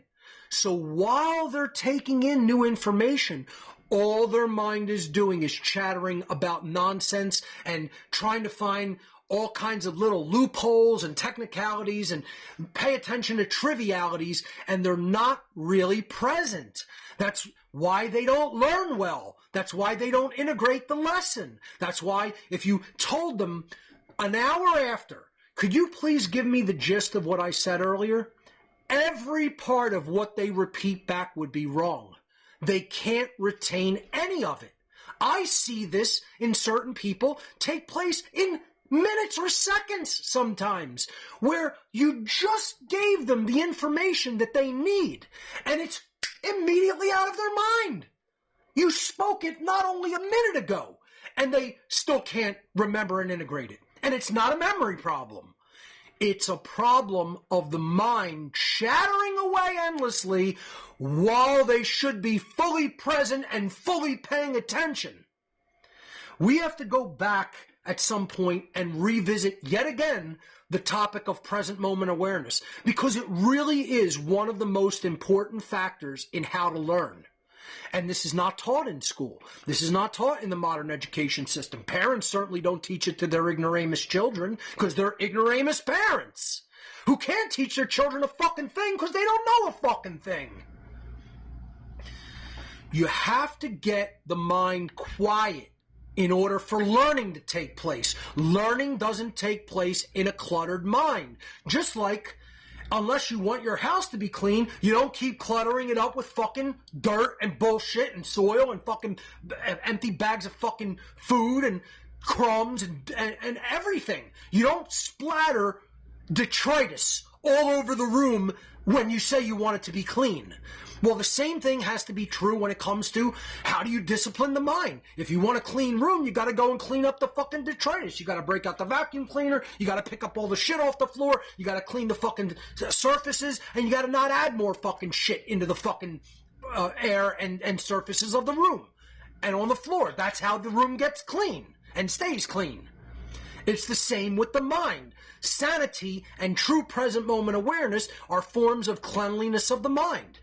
It's basic mental health, folks. Again, this isn't rocket science. This is learning basic good functionality or good health versus bad functionality or dynamics that have completely broken down mental health. That's what it is. And most people have never learned this. That's why they can't learn. They can't learn because the tools of learning were never imparted to them. And the occultists want it like that. Don't you get it? They want you dumb. They want you chattering away in the fucking mind. They want you clacking away with your verbal diarrhea on the keyboard while wisdom is trying to be imparted to you, because when all that chatter is in the fucking mind and all you're doing is trying to lay out your own verbal diarrhea, you're not listening. You're not paying attention. You're not learning. You're not growing. You're not getting the information you need, and you still, in your own bullshit ignorance, think you have it all. Think you know what you need to know when you don't know a fucking bit of it.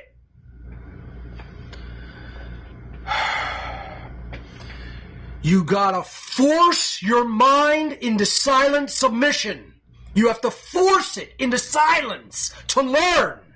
When I'm trying to learn from somebody, when I was listening to Robert Sepper's interview, am I reading another book simultaneously? Am I playing with my fucking phone? Am I sitting back thinking about other dynamics in my life? Oh, well, I got to think about this situation right now, and I got bills over here that have to be paid, and I got a show coming. No! I'm not doing any of that. I'm present. I'm becoming the act of learning. I'm becoming the act of watching that information and taking it in so I can garner something useful from it. This is how I've studied all of the information I've studied, which is why I understand it. That's part of the trivium, the second process. Do you actually understand what you've heard? Do you understand what you've taken in? Or are you still a fucking mental dullard that doesn't understand what's been said and you can't even recognize it as words of wisdom because you're just so fucking dumb and you got all this mental chatter just gumming up the fucking works up there? You gotta learn how to be fully present. You gotta learn how to fully pay attention. These are the forms of present moment awareness that are the spiritual currencies. Time and attention. You gotta say, all of my time now is going to be spent here and now. I'm not somewhere else, and I'm not some time else. I'm here. I'm now. I'm fully present. I'm fully paying attention. That's when you put yourself in the place with the maximum potential for true learning. And most people don't know how to do it because they've never learned how to beat their own mental chatter into silent submission. The mind can be one's worst enemy when it comes to truly learning something. And what you have to do is stop the thought process. You have to stop the mental chatter. You don't have to accept what is being said to you. It doesn't mean that. It means you could go back and refine it. You can go put it through mental transforms and logical transforms and try to weed out logical inconsistencies. That's fine and should be done. I'm not asking anyone just to blindly accept what's being said. You don't do that in the moment when you're taking the information in. Otherwise, you destroy the trivium process at its base, which is grammar. You're not getting the grammar. This is what people don't get. They totally mistake what the trivium process is. They take it out of order. They misinterpret it. They don't actually do the steps. The first step is, in order to get the grammar, you got to shut your own fucking mental chatter up and actually take the grammar in. Or you're not going to be able to do the second step, which is understanding it. It's just so simple to me. It's like literally like putting a fucking spoon in your mouth to eat something, you know? It's like taking the fucking soup off the spoon with your mouth. That's how simple it is to me. To other people, it's so fucking complicated. They're like, is this a spoon? Oh, wait a minute, maybe I throw it. Did I get the stuff? Did it go in? This is how retarded people are. That they can't even recognize what a spoon is, let alone how to use it. It's the same with the trivium process of truth discovery. They know no part of how to do it. They have no mental discipline. And that's why they're not learning, folks. That's why they have learning disability. So many people, the biggest part of this whole thing in not being able to communicate this knowledge is people's learning disabilities. They're poor learners. It's the very first part of the natural law seminar. I'm talking about teachability. And when it comes to this material, hardly anyone is teachable. There's no teachability because the mind and the ego are in the way. They're in the way of learning a true, moral, and powerful psychological lesson that can help heal society instead of further divide it.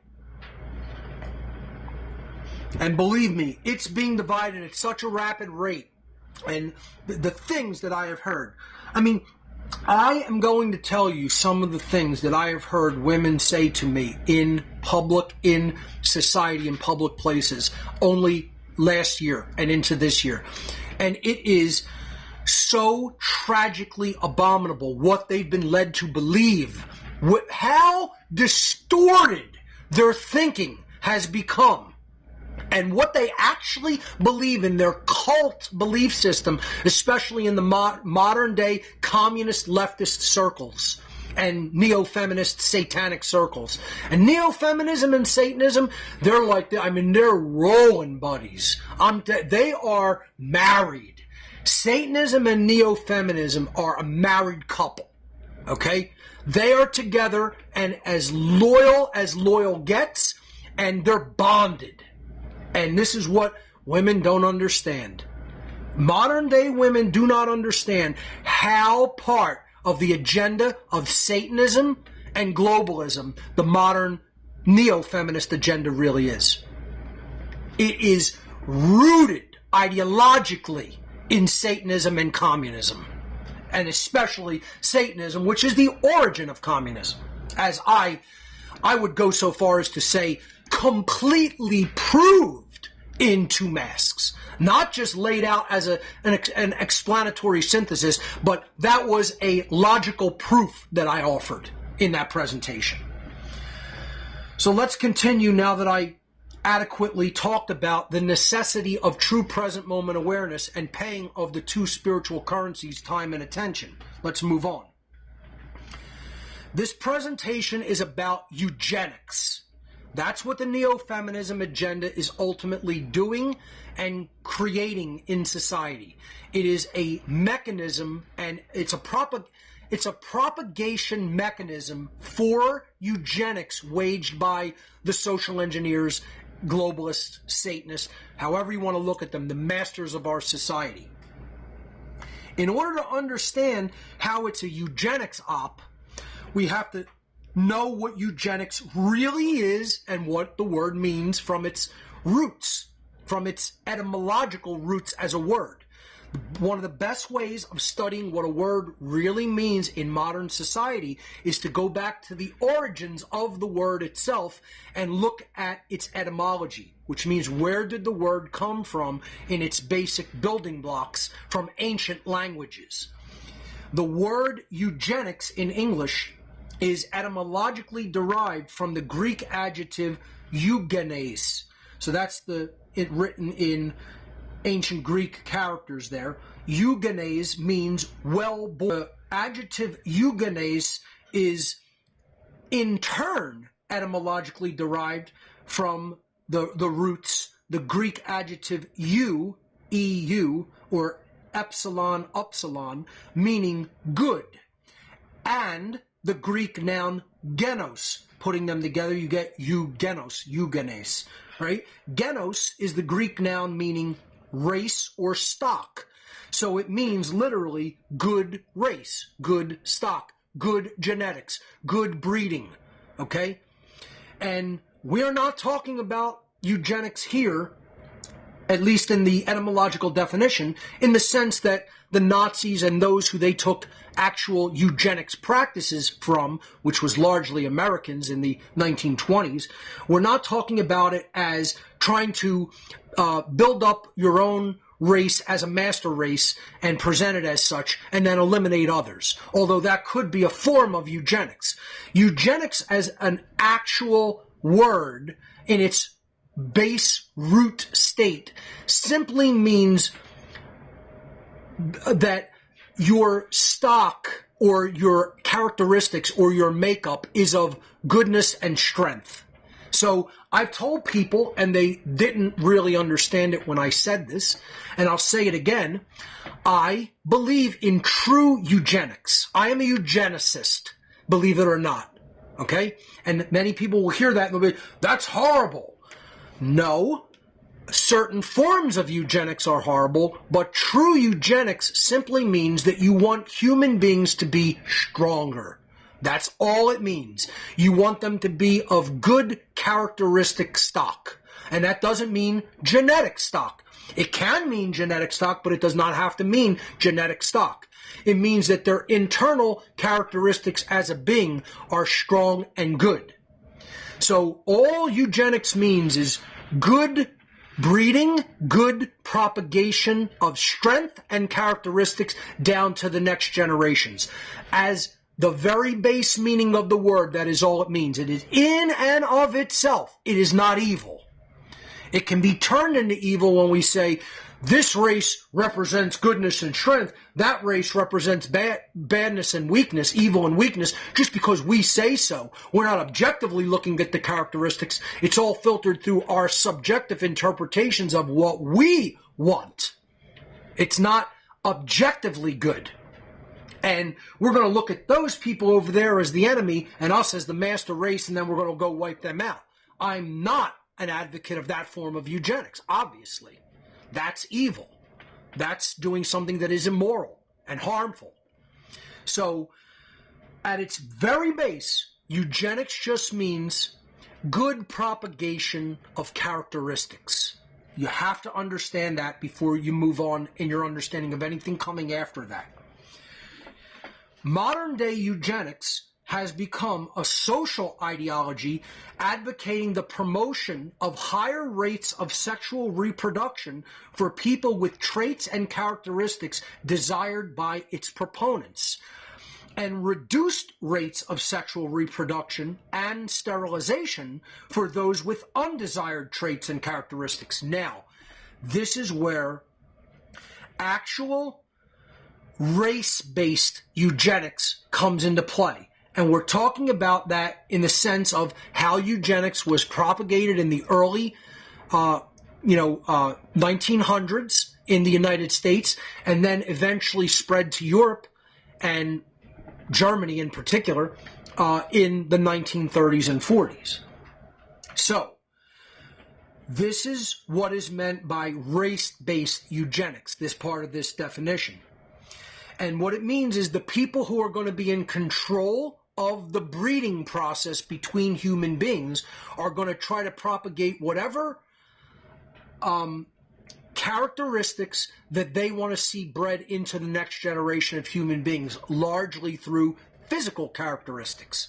So this could mean height, weight, hair color, eye color, skin color, okay?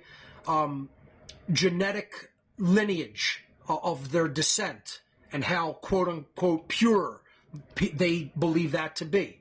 That's what we're talking about here in this sentence, okay? Let's move on. This practice of race-based eugenics could be described as a main religious tenet of the ruling class. Now, what I'm writing that, okay, that's not part of the definition of eugenics. I'm further now explaining what I mean by modern-day eugenics is part of Satanism. And what they're really doing is they're trying to breed a slave class.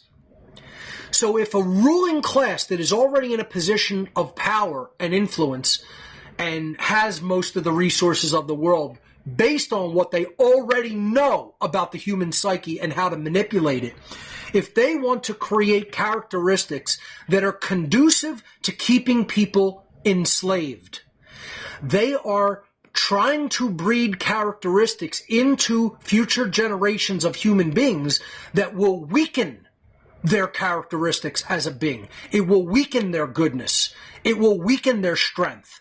So if you really want to be word specific regarding this technique, it is not technically eugenics. I'm describing it as such to give you an overarching view of what people historically mean as eugenics and how in generally it is applied to social engineering. But if you really want to be definitionally specific here, we are now no longer talking about eugenics, we are talking about dysgenics. Dysgenics, the adjective, the suffix dys placed in front of genics, dys means bad or weakened or lesser. And then genics would be from the Greek noun genos, meaning stock or characteristics of a being. Okay? So dysgenics means bad breeding, bad passing down of characteristics to the next generation. Okay? You're debasing people. You're degrading them. You're making them lesser instead of greater. It's no longer eugenics, it's dysgenics. You're breeding them down. You're breeding them to a lower level, mentally, physically, spiritually. Okay? So, if you want to really be word specific according to a definition, this would be dysgenics. It's good for the master class. It's bad for the people that they're ruling over because they're weakening them and they're tightening their rule over them. So, they're going to call it eugenics still because it's a good outcome for them. The desired characteristics and traits are coming down into the next generation of people and often into the same generation of people as they weaken them mentally. So it is their form of eugenics because it's doing what's good for them and what's bad for everybody else so they can continue their system of slavery. This practice could be described as a main religious tenet of the ruling class who believe that it is simply the quote-unquote natural order, which it is not, is what they call their natural order, for the most ruthless of human beings whose genes are the quote-unquote fittest. No, they're not the fittest, they're the most ruthless and they're the most savage, to rule the rest of the human herd. That's what they're trying to do. They want to strengthen their own genetic characteristics and mental characteristics, and they want to weaken everybody else's. They want to make them sick. They want to make them lazy. They want to make them cowardly. They want to make them thinking all things that are untrue and running perpetual self-reinforcing and self-perpetuating mind viruses in their psyche all the time. The ruling class, the Satanists, see themselves as a, quote, elite class of human beings who attained the highest positions of power in our world because they believe that they are genetically superior to those who they rule, just like the Nazis did, calling themselves the Herrenvolk or the master race, and believing that all of the other races of Europe are inferior to them, like the Slavs, the Poles, the Gypsies, obviously Jews, Russians, etc.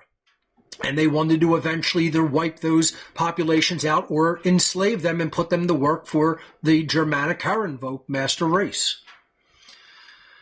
Ultimately, this psychopathic ruling class believe that they have every right to decide who is allowed to live and procreate and who must die.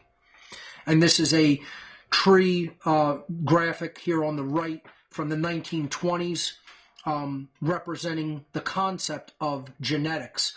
It says on it, of eugenics, eugenics is the self-direction of human evolution. No, it is people believing that they are God and that they can either choose to be the rulers of a society and put everybody else under their thumb, and then work to physically and mentally degrade others so that they can keep them as their slaves, which is nothing whatsoever to do with true evolutionary progress as beings. This is a false version of evolution, and it is not eugenics, it is dysgenics. And it says underneath, like a tree, eugenics draws its material from many sources and organizes them into a harmonious entity. And what that basically means is that the social engineers are directing the future course of future generations of people by directing how they think and behave, ultimately. And in cases like this, with physical eugenics, literally sterilizing or murdering people to prevent them from continuing to breed and create the characteristics in the human genetic pool that the ruling class does not want to see in it. And what they really don't want to see in it, they're not in the modern day concerned with race-based eugenics. They're conducting mind-based dysgenics. Let me say that again. In the modern day, the globalist engineers, this globalist social engineers and Satanists and dark occultists, they looked at race-based eugenics in World War II and realized we can't move the human herd toward that direction because, number one, it's too fast, and number two, it's too obvious. So they largely abandoned race-based genetics, and now they're trying to employ mind control-based dysgenics. What they really want to do is weaken the population mentally, physically, and spiritually by instilling into the population mind viruses that the population then continues to run like computers that have been infected with a computer virus. And then they pass the infection to other units, like a biological computer. So they have moved, not are moving, but they have already moved their technique from this form of race-based eugenics that was popular in the former century, in the early 20s into the 1940s and beyond. They moved to the tactic and technique of Epi-Eugenics, which we're going to talk about soon. Okay? Epi-Eugenics means you're converting people's characteristics over time to what you want them to be, to make them into your perfect slaves, by directing how they think. And in directing how they think, then you are in turn directing their behavior that they're going to enact and put out into the world. And then you have the society with the characteristics that you originally want, that makes it easier for you to rule your human cattle, your human slaves. These people who are the eugenicists, they are the Satanists, the social engineers, the globalists. They are human farmers. And this is what they're doing. They're growing crops of human beings, just like the Matrix was growing huge crops of human beings to supply it with its energy and its mental power to continue the illusion. That's what they're doing with Epi-Eugenics. It's eugenics, which is truly dysgenics, conducted via mind control of a population, so that the population themselves creates the characteristics that the social engineers who implanted the virus eugenics programs into their mind like a computer virus wants to see created. The population's doing it to itself.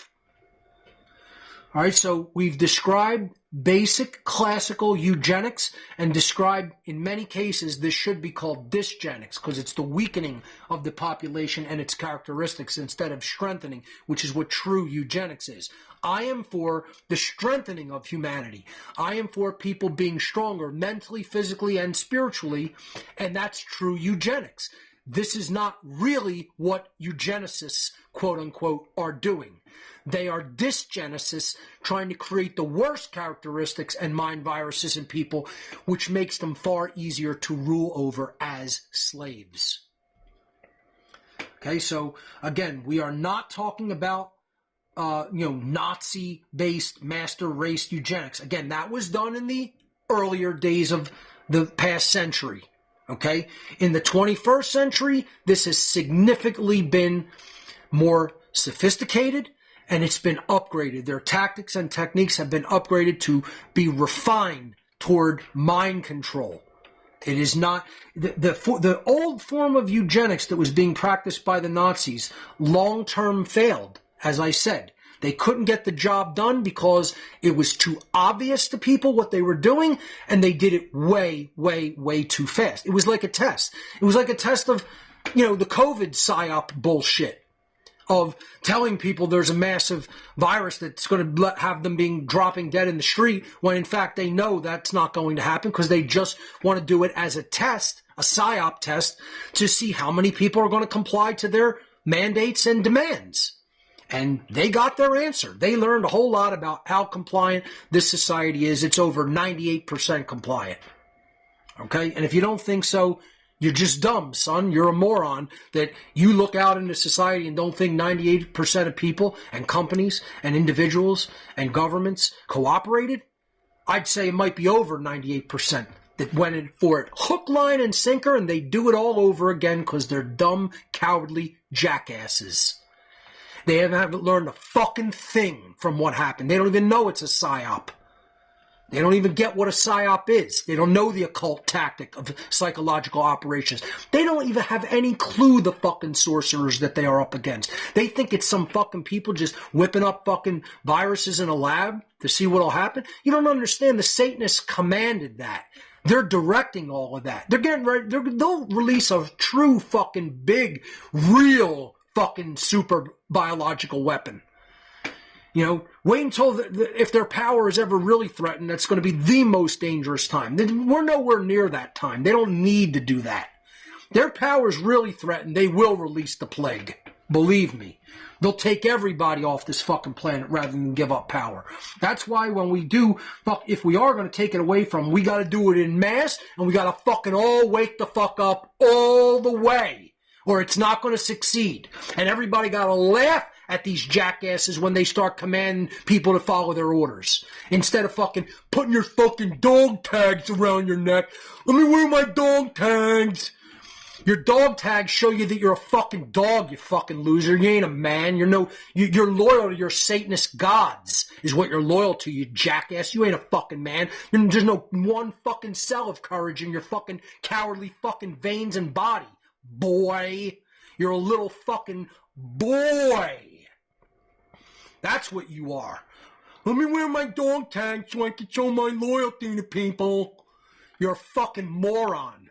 You're being mocked, jerk off. You're being mocked to your fucking face, just like the Nazis mocked their underlings. You're being mocked, told you're a fucking loyal dog. Wear your dog tags, dog. That's what you are. You're somebody's fucking pet on a leash. Scumbag. You're an immoral fucking scumbag, order follower. That's all you ever have been. And that's what the Nazis depended on, and that's how they conducted their eugenics operations, with willing followers who were willing to do any immoral behavior to the people that they were commanded to do it to for a fucking paycheck. And because they believed in some bullshit notions of loyalty and believed that these people who were really directing Nazi society were somehow good people when they were evil fucking Satanists propagating the work of Satanists that came before them. Yeah. Fucking morons. And then people want to say, oh, the people of Germany weren't actually immoral people. They were from a good background and breeding and...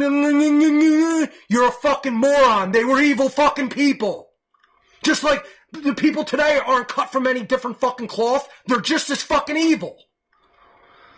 Order followers are evil. People who were sitting at fucking... concentration camps and fucking work camps to intaking people to work them to fucking death or gas them to death. They weren't good people. They were evil. And they were evil because they didn't think for themselves and they just followed fucking orders. Order followers are evil fucking people and always have been. Anybody that doesn't think following orders means that you're fucking evil, you're a fucking moron, dolt. You're a fucking dolt.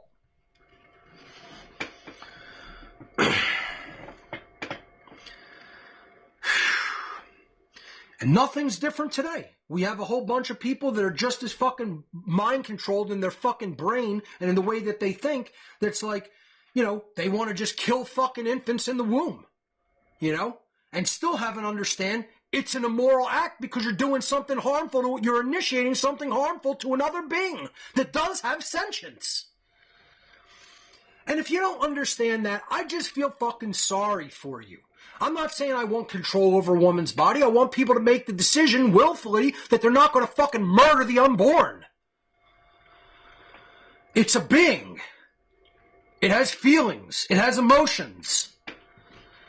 You know, this is one of the reasons. First of all, this is satanic human sacrifice. Let's make no mistake about it. If you haven't gotten the message by now that abortion is satanic ritual sacrifice, you don't understand what's going on this fucking planet, moron.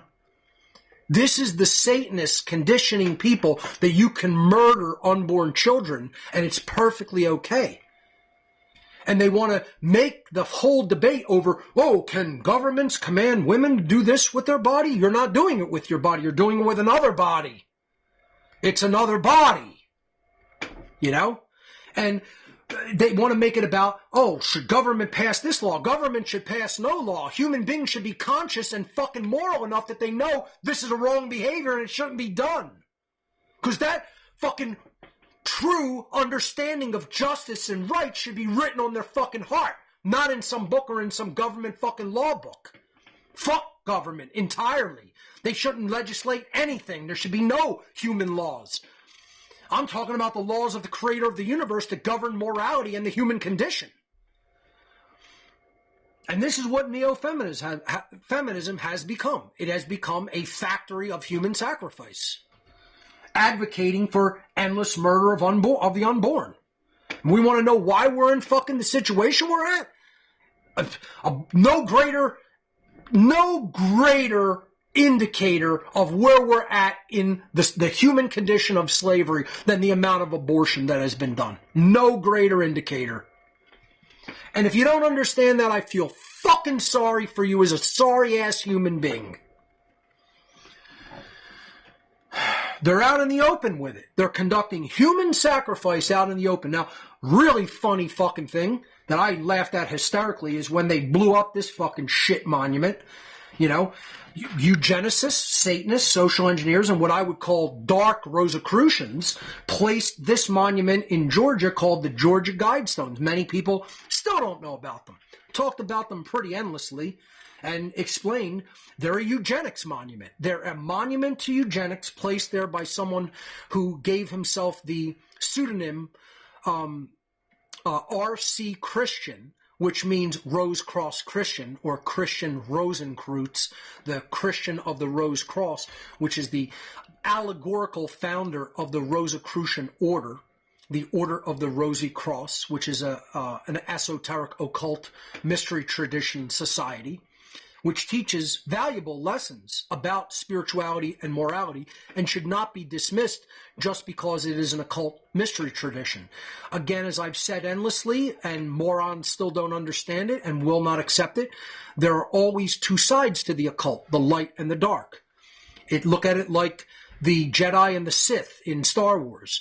There are people who know the knowledge and are using it for the right reasons. There are people who know the knowledge and are using it to manipulate and control and destroy.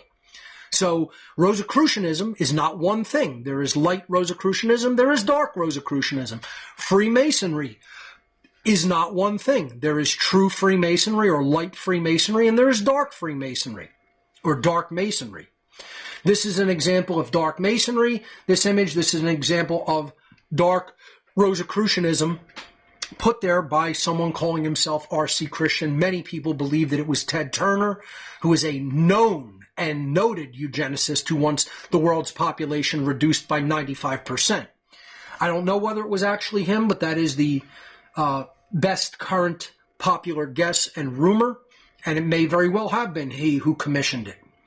I would certainly believe he is a eugenicist and social engineer, and may very well be the person who commissioned the Georgia Guidestones.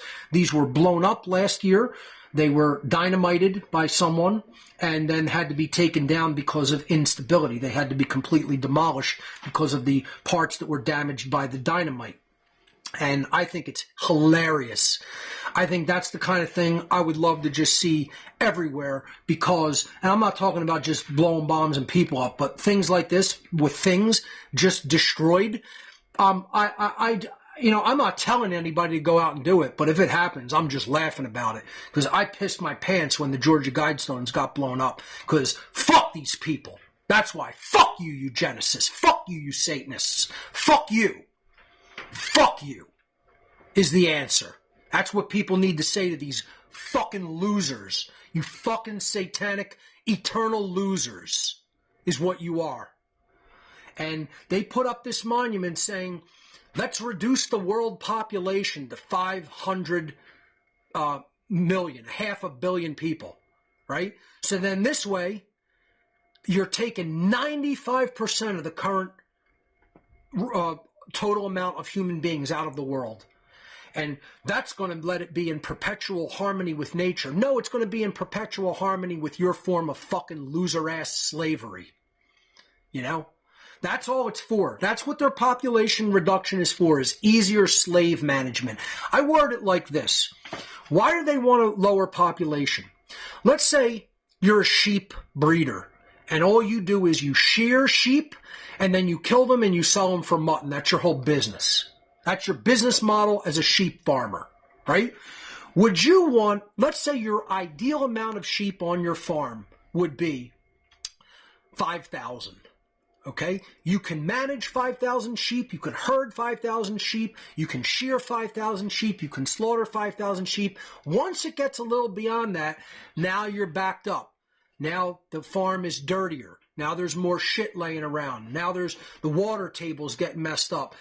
You don't have enough hands on the farm to deal with the population of animals.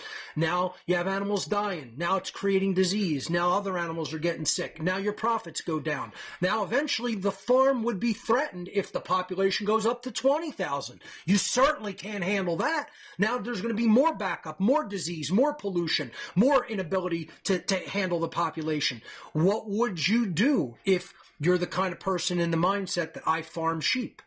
You're going to kill off a certain amount of the population as an acceptable culling so it doesn't completely devastate your business model.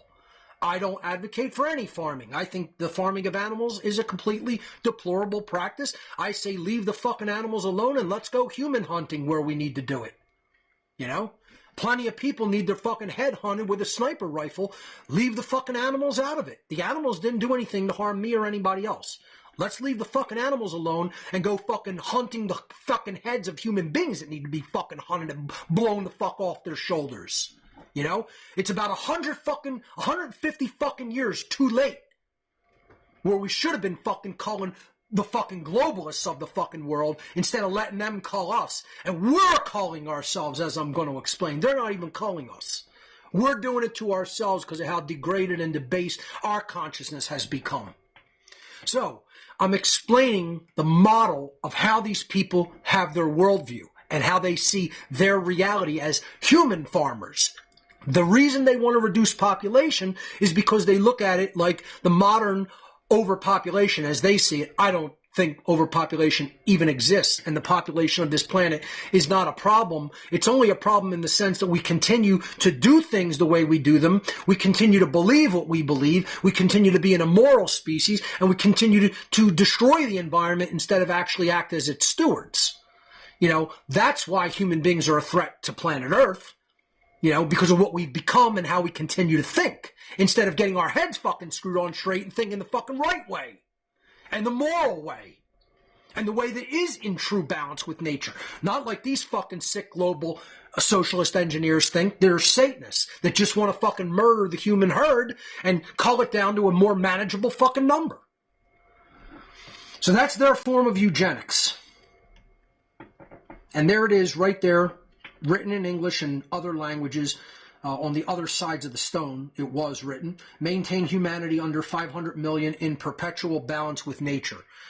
Bullshit. That's not how nature works. This planet has a carrying capacity that's minimum 10 times what it is now. If we truly did things the right way, behaved the right way, lived the right way, executed technologies in the morally right way, instead of all of the immoral fucking bullshit and degrading things to the ecology that we currently do because of money and continue to do because of money. Money is the religion that drives all of this. And these people want control of all of the resources because of this unnatural thing that we invented called money. And they want to have the power that comes along with the mental virus that is the belief in money as something that is part of nature, which it is not. And these people are a species, an intraspecies predator and parasite. That's who the eugenicists and global engineers, globalists, social engineers, Satanists, mind controllers, any term you want to look at it, they are interspecies predators. They are literally culling the human herd like predators, roaming like wild lions and hyenas amongst the sheep, culling the human population, and now using more sophisticated mental virus tactics that they instill like a computer virus into people's minds to get the people to actually do the culling for them. It's a self-perpetuating process of human culling conducted by the people who are being culled. They're not even doing it. Are they lining people up and shooting them in the back of the head and dumping their bodies into a pit? No. Are they themselves going out with needles and injecting people with poison? No. They're having other people do that for them for a paycheck. This is what people have to do, is stop letting people off the hook for the immoral jobs that they do because they say, I need a paycheck because I got to provide for my family. So did the cocksucking Nazi jerk-off who was fucking taking people on a train to a fucking work camp to work them to death. He had a family to feed too. Would you say to him, oh, go ahead and ride and take that train of people every day to the fucking camp because you have a family to feed? You'd say that to him, wouldn't you? Yeah, because anybody who would do that is an apologist for evil. They won't say to somebody, you should quit your job no matter what it means for you and your family. You and your family should suffer for a time if you have to. You should forcefully and willfully make the choice to struggle and even suffer if it means doing the right thing. Don't participate in wrong and immoral livelihood. Quit your job even if it means hardship for you and your family. You gotta buck the fuck up and take it. You got involved. You fucked up. You thought incorrectly. You did immoral actions. And now for a time you may need to repent for it by having struggle in your life. Oh fucking well, little boy. Oh fucking well, little girl. Suffer for a time, loser. Nobody will say that to people. I'm one of the only people in this world that will say that to other motherfuckers. Because other people are fucking cowards and won't open their fucking mouth and say that. If I'm looking at a Nazi square in the fucking eyes, I'm telling him to quit his fucking job. Stop following your satanic fucking masters. Quit your job no matter what it means for your fucking family. Who gives a fuck about your family? You're harming the whole fucking human race, moron! People want to worry about an individual family when the whole fucking race is being destroyed. The whole fucking species is being destroyed, moron! And you're worried about other people's family. How the modern social engineers conduct cullings and conduct eugenics is through Epi-Eugenics. But in order to understand what Epi-Eugenics is, we have to understand epigenetics. And epigenetics is a modern, burgeoning field of science that is relatively new, but not very new. It's probably been around for 75 years or more. The reason that most people have never heard of the science, the relatively recent science called epigenetics, is because it is a forbidden word. And there is such a thing. There are words in the human lexicon that are forbidden by the social engineer class. They may not be written or spoken by anyone who works for them in any of their institutions. And the media has been forbidden ever to speak or write the word epigenetics. I don't think this. I absolutely, definitively know this and was told this by the Satanists that I worked with, was we have forbidden topics and words that may never be spoken.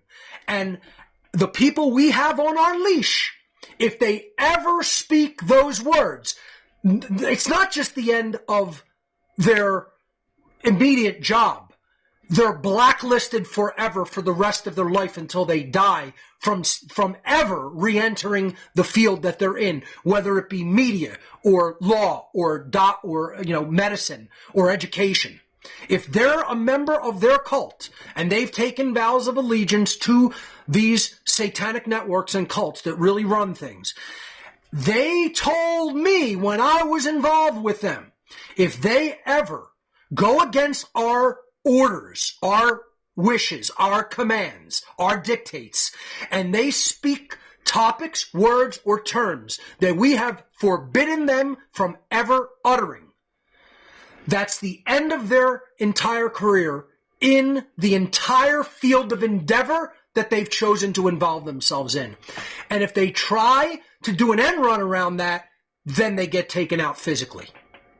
They want to try to avoid having to murder people out in the open to the extent that they can, because that draws attention to them and their mind control operations, which they don't want people perceiving or understanding how they work.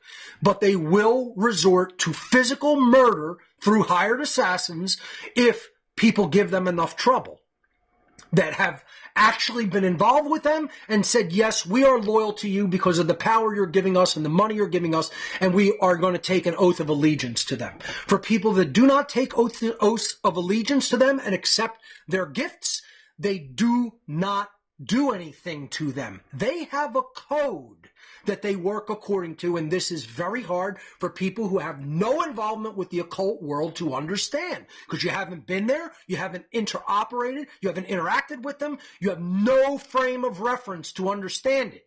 This is why it's so difficult for me to explain what the dark occult world really is. And again, I only saw it from a low level.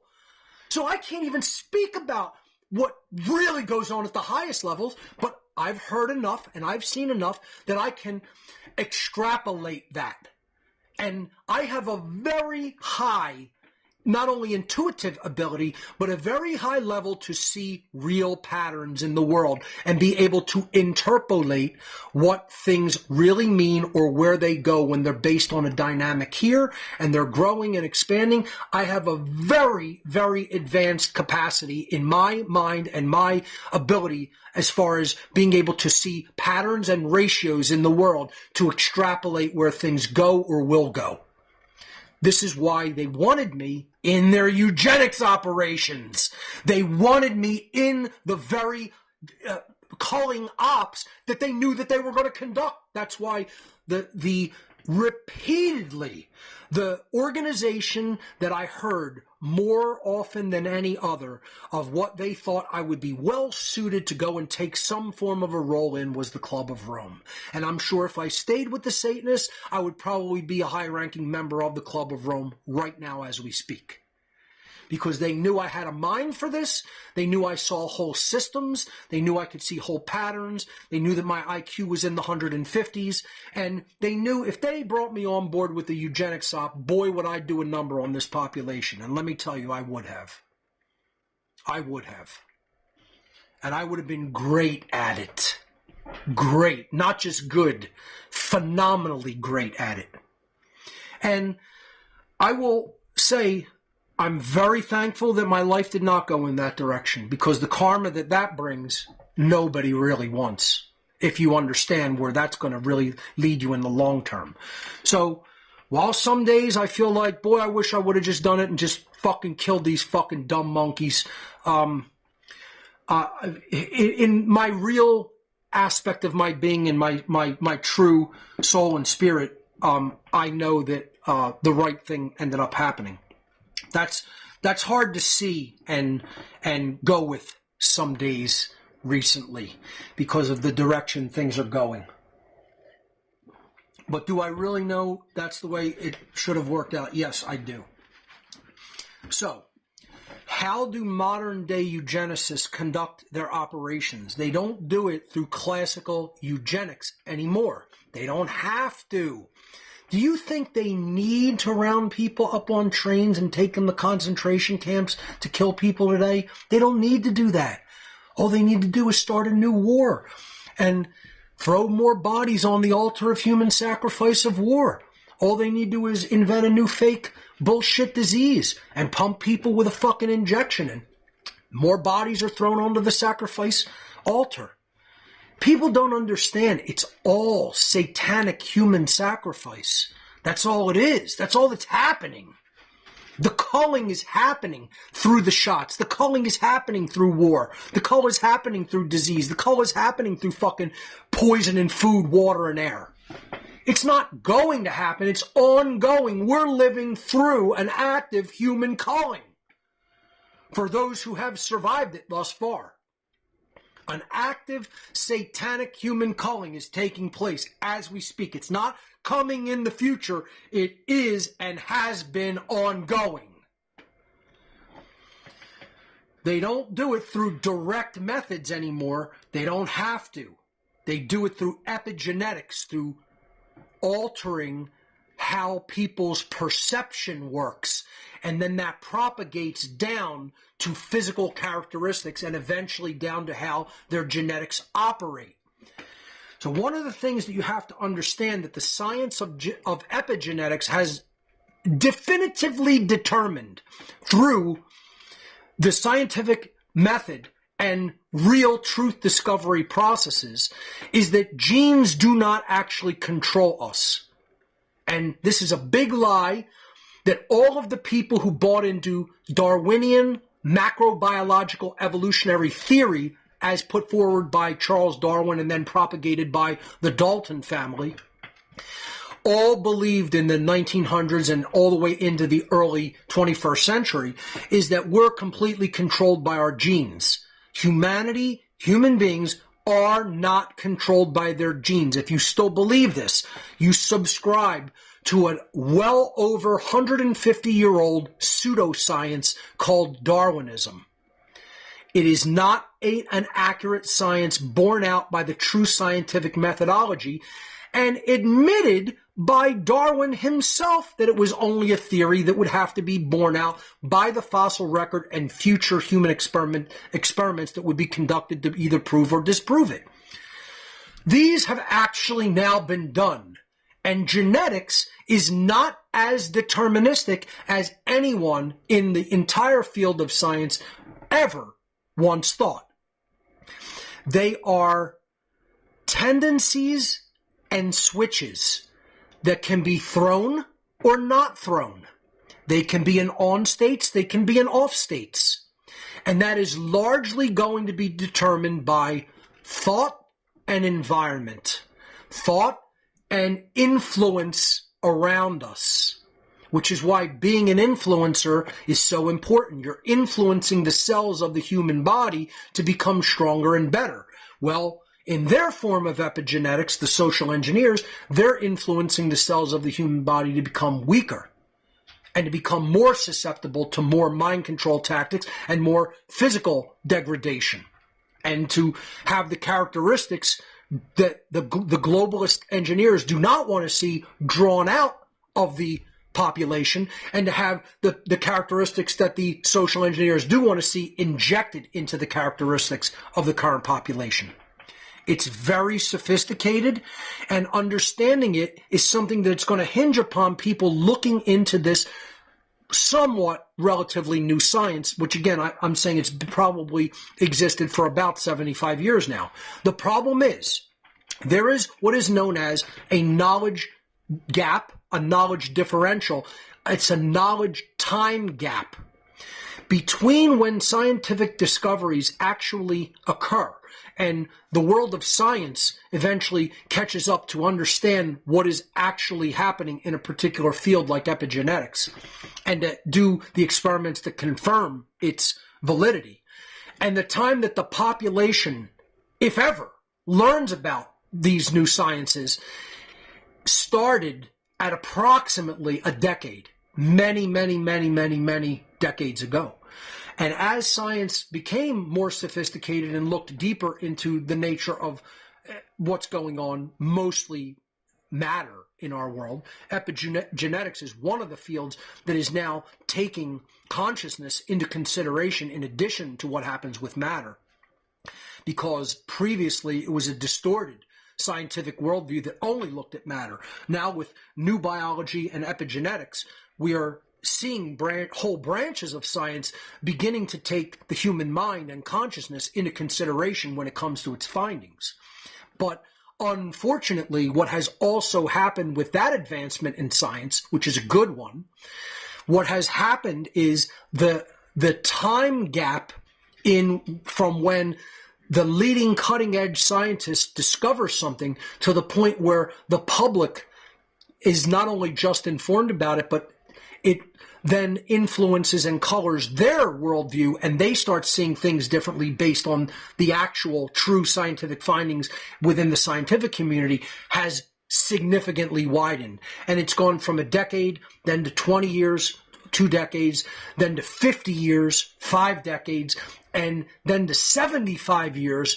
And now the estimate is it is 100 years, the time gap between when cutting-edge scientific discoveries are made until at least a majority of the human population truly understands that advancement and reformulates its worldview. Longer than the average human lifetime. That's not only important, that's unbelievably significant, is that knowledge time gap stands at 100 years today in the most advanced cutting-edge sciences, including epigenetics. So epigenetics is 75 years old. People may not even hear the word and even begin to understand what it is for another quarter of a century, if that. Because now it's actively discouraged and forbidden to be spoken by the mainstream forms of media, forbidden to be put in print except in actual scientific literature that is often peer-reviewed literature. There you will find studies done on the science of epigenetics and different experimentations that prove it. And unfortunately, these findings will be suppressed into the distant future because the scientific community does not put their own findings out to the general population like media. The scientific community puts their findings out to themselves, to other scientists. That's what peer-reviewed journals are, okay? And they ask other scientists to do the same experimentation to validate their method and their findings and conclusions. That's the scientific process.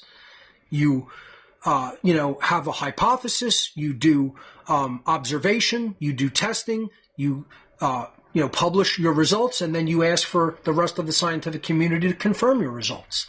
That's the scientific methodology.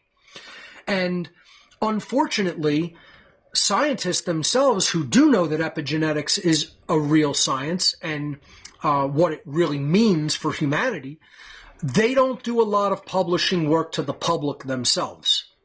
They leave that for interpreters. They leave that for middlemen, which is the media. That's what the media means, in the middle. Literally, it means that. The word media in Latin means the middle.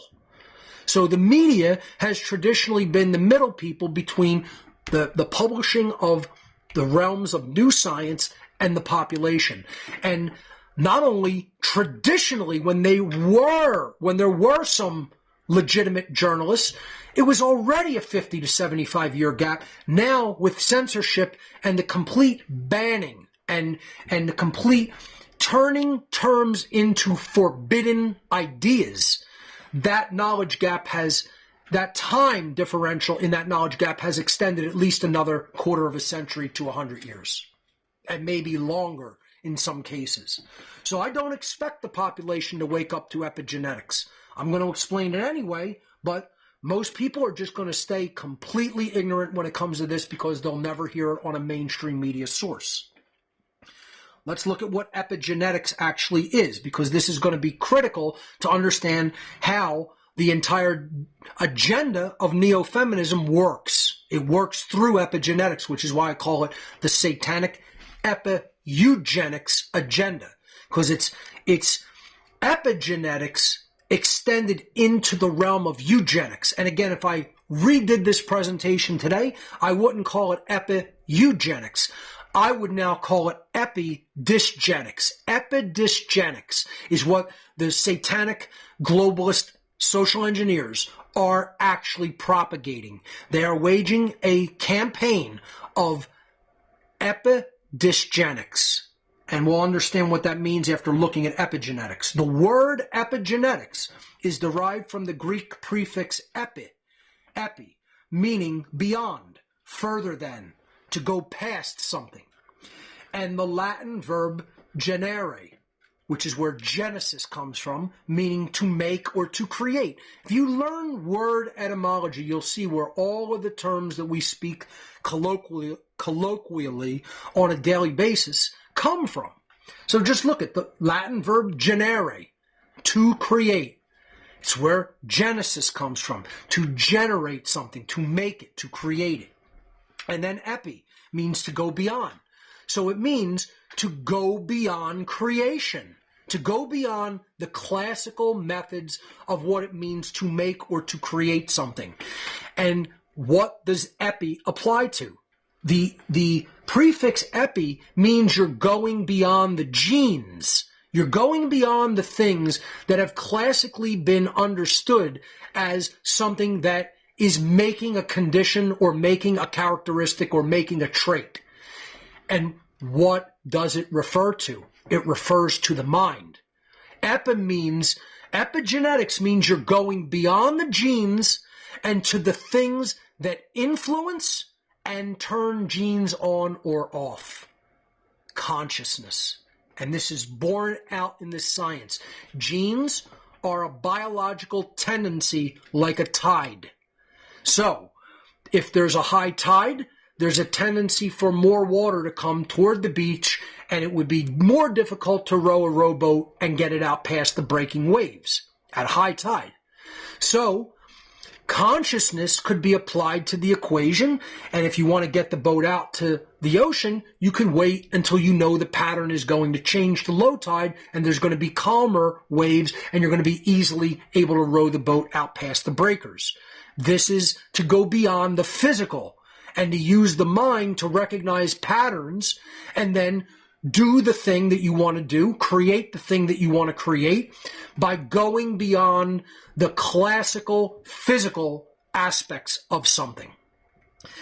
Epigenetics is an emerging branch of science that takes human consciousness into consideration regarding the biological, psychological, and physiological expressions of human life and society.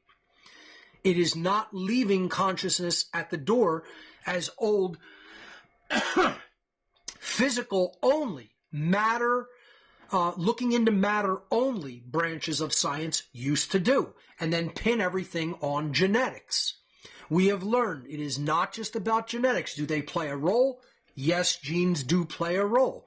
They are that biological tendency to express. But that doesn't mean they're forced expression. It doesn't mean you're locked into a code like a computer program when you compile and run it. It's not that hard-coded. It's soft-coded. It's more like machine learning, right? AI that can learn and adapt its software rather than a hard-coded program that is locked into code. And if you want to debug it, you got to go back into the code, you got to fix the bug, then you got to recompile and rerun the program. So epigenetics is not like hard coding, it's like ML or machine learning. The biological computer and its software can actually learn and adapt on the fly. That's how you have to see epigenetics, okay?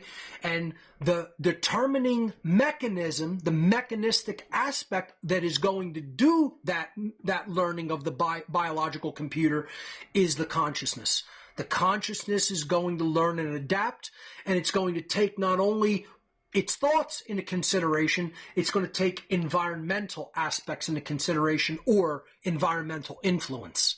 So when we look at the field of epigenetics, we see that influence of the surrounding area of the cell or the individual is going to contribute to the biological tendencies that actually activate or deactivate in the genes of the individual, which are the expressions of its consciousness and physicality. People have an incredibly hard time with this concept because they've been so brainwashed into believing the theories regarding human genes and genetics and how they are hard-coded and deterministic components to what's going to happen with our physical bodies and our characteristics of our being. We are learning they are far more plastic, meaning bendable, shapeable, moldable. They're not hard, solid forms. Just like matter really isn't hard, solid forms. It's energy and vibration and motion.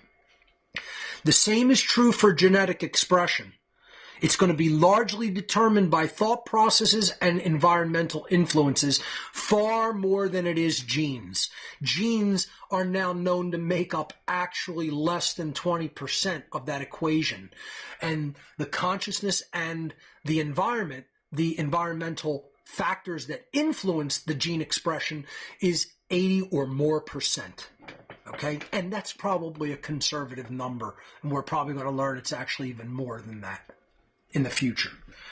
So epigenetics is the aspects of our makeup and our characteristics that go beyond our genes. Our genes do not control us. Quite the other way around. Us, our consciousness, our environment, our influences that we surround ourselves with are largely going to determine our genetic expression, the expression of our genes.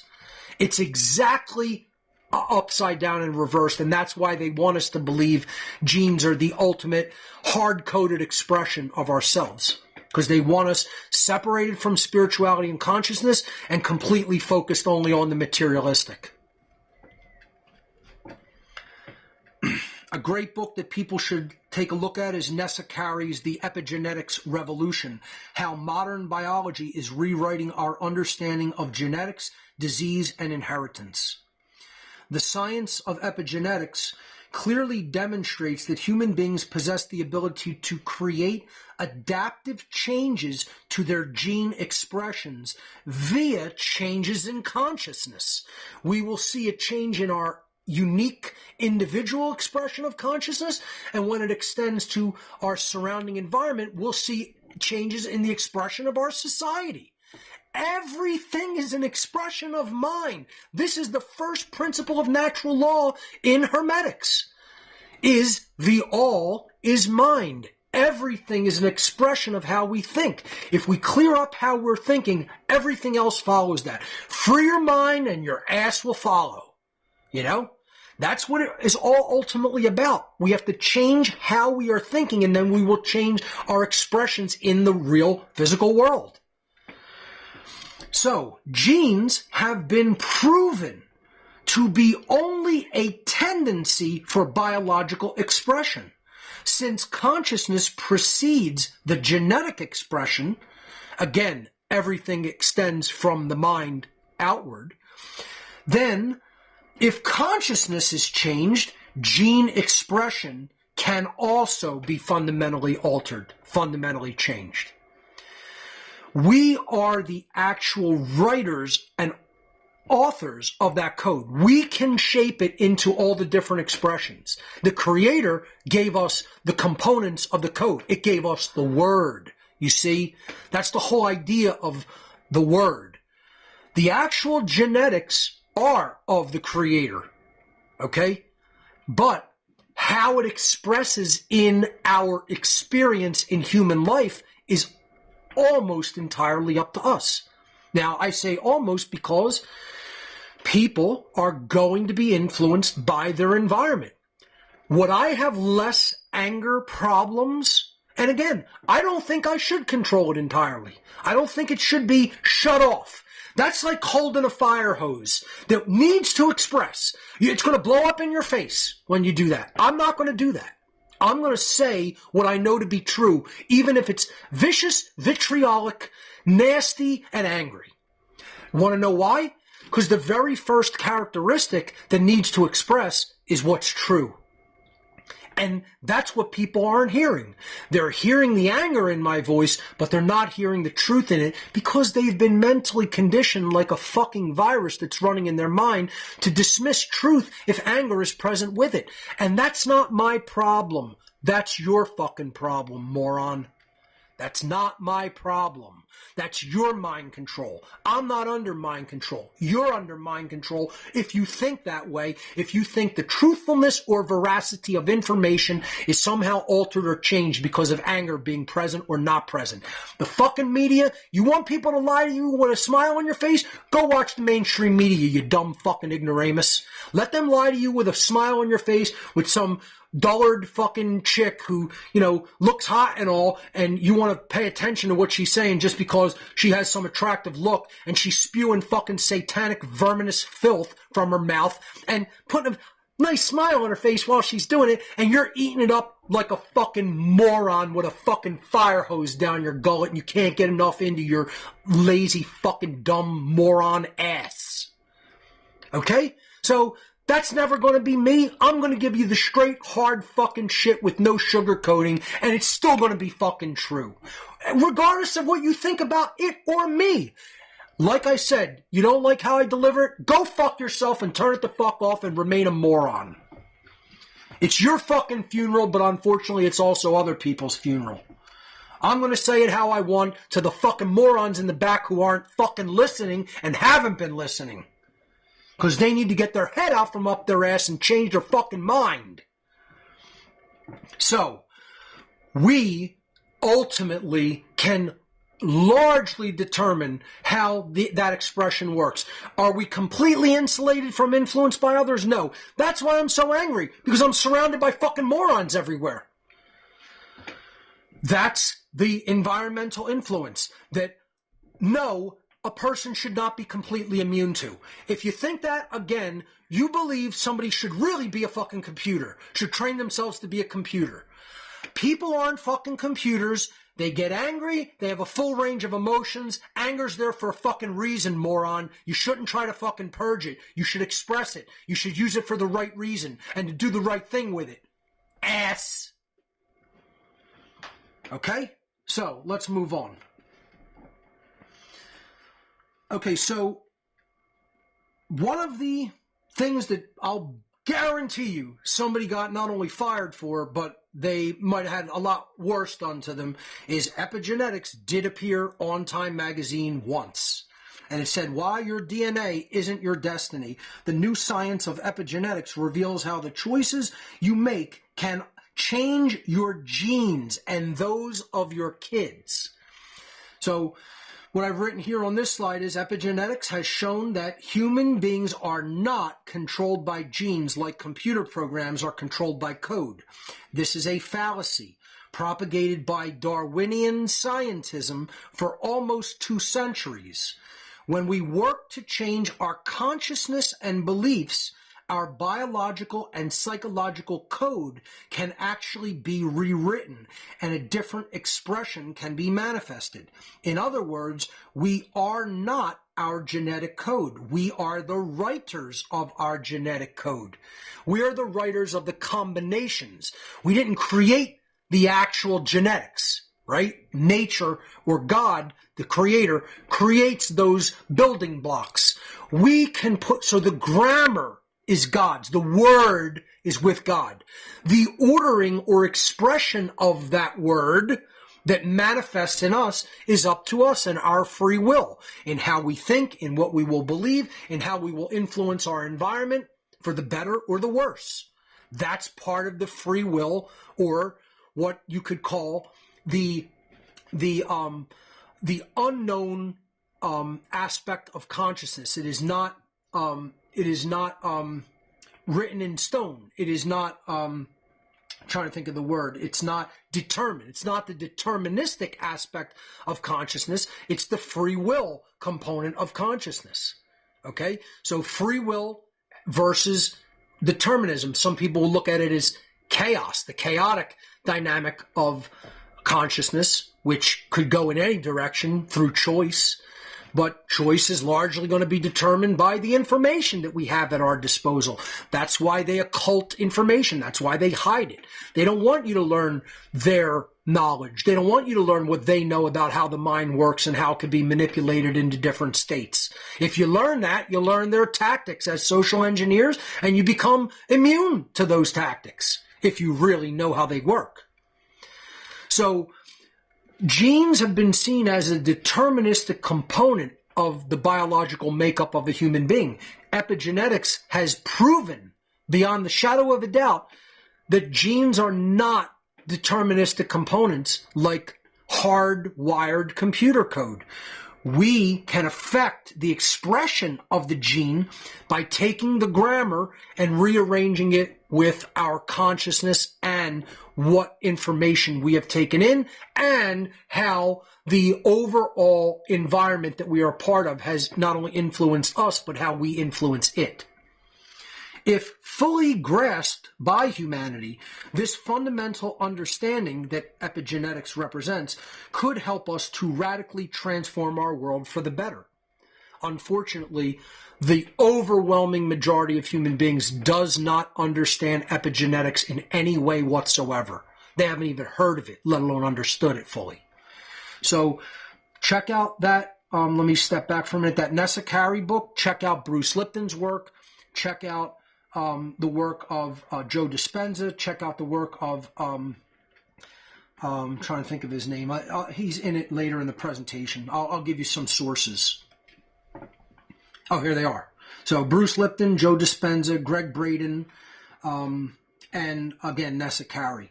They're the people who I would recommend who have a pretty deep understanding of the field of epigenetics. Again, you could say they may get a little bit new agey in certain areas, and I would certainly make the statement that I do not feel that they have a deep grasp of occultism, especially dark occultism. They tend to want to ignore that because they want people to listen to them, buy their books, listen to their work, not be scared. They're very much on the overly positive tip. Now, that doesn't negate their work. I think their work is still great. And I'm not going to say that they're completely ignorant of what's going on, but I just wish that all of the people who never discuss the world of the occult would just shed their fear of talking about it in the open. Because I've got to imagine these guys are fucking intelligent enough to understand it. They can't not be, right? To ignore it because you think it's going to make people afraid or they're not going to get into your work anymore, you're not doing people a service. You're doing them a disservice. So I will have to comment on that aspect of their work. That doesn't mean I'm berating them, putting them down, disrespecting them. I think their work is highly valuable, or I wouldn't tell you to look into it. But that other aspect is you got to go further. You can't stop and set up the encampment 25% of the way up the mountaintop if your goal is to get to the apex of the mountain. You got to go boldly forward, regardless of what anybody else thinks. You can't let what anybody else thinks of you color your pursuit of the truth and then subsequent dissemination of the truth. And many other people in our so-called truth-seeking and freedom-oriented communities do this as well.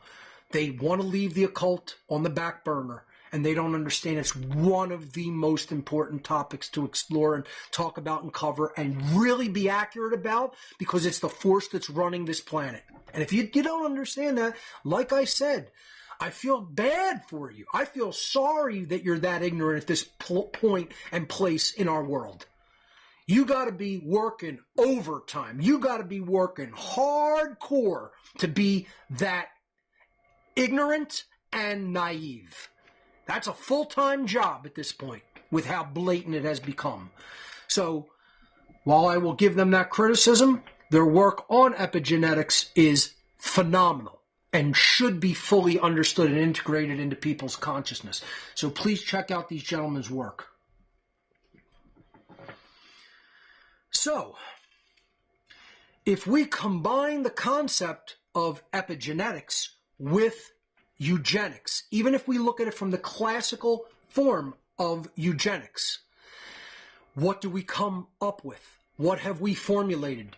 If the social engineers of our world, if the occult ruling class realized we want to conduct eugenics, but we don't want to do it in a classical physical capacity of murdering people out in the open so they can see we're doing it, like they did with the Nazis or the communists, of directly poisoning people so that it could be easily discovered. They want to even do poisoning covertly through what is laughingly called medicine and food.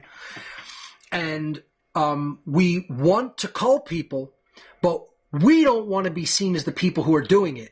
We would rather implant a mind virus in the human herd and get them to cull themselves. What if you can implant in the 90% of the sheep that are out there if you could, going back to that analogy of a human farmer that doesn't want 20,000 sheep on their farm because it's going to destroy the farm, only wants 5. That's their manageable number. What if they inject 15,000 sheep with a virus into their body or some type of drug? Doesn't have to be a biomechanism, it could be a drug that distorts the mind of the sheep so much that what they do is go after all other infected sheep. They leave the 5,000 uninfected sheep alone, and they all kill each other. The 15,000 sheep go through the population of the 20,000. They kill all of each other, all 15,000, and now the 5,000 sheep that the human farmer once left on his farm remain and is easily manageable, and he can keep the farm going. That's what Epi-Eugenics is. Epi-Eugenics is self-directed human culling, directed by the very people who are to be culled. And that is what Neo-Feminism is a part of. It's not the totality of Epi-Eugenics. It is a part of the Epi-Eugenics agenda of the human farmers, the human social engineers. So, what if an occult ruling class long ago discovered how to influence the breeding process within entire populations for the very purpose of making those populations easier for them to control?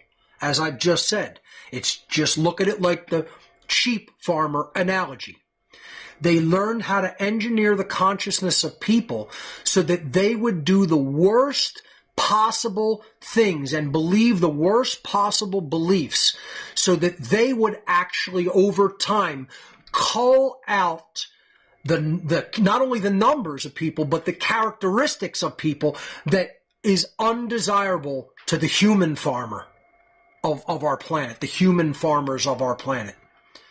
So they're doing the eugenicist work for them. So Epi-Eugenics is controlling human breeding by manipulating human consciousness. That's the essence of what Epi-Eugenics is. Epi means to go beyond the physical into the mental realm.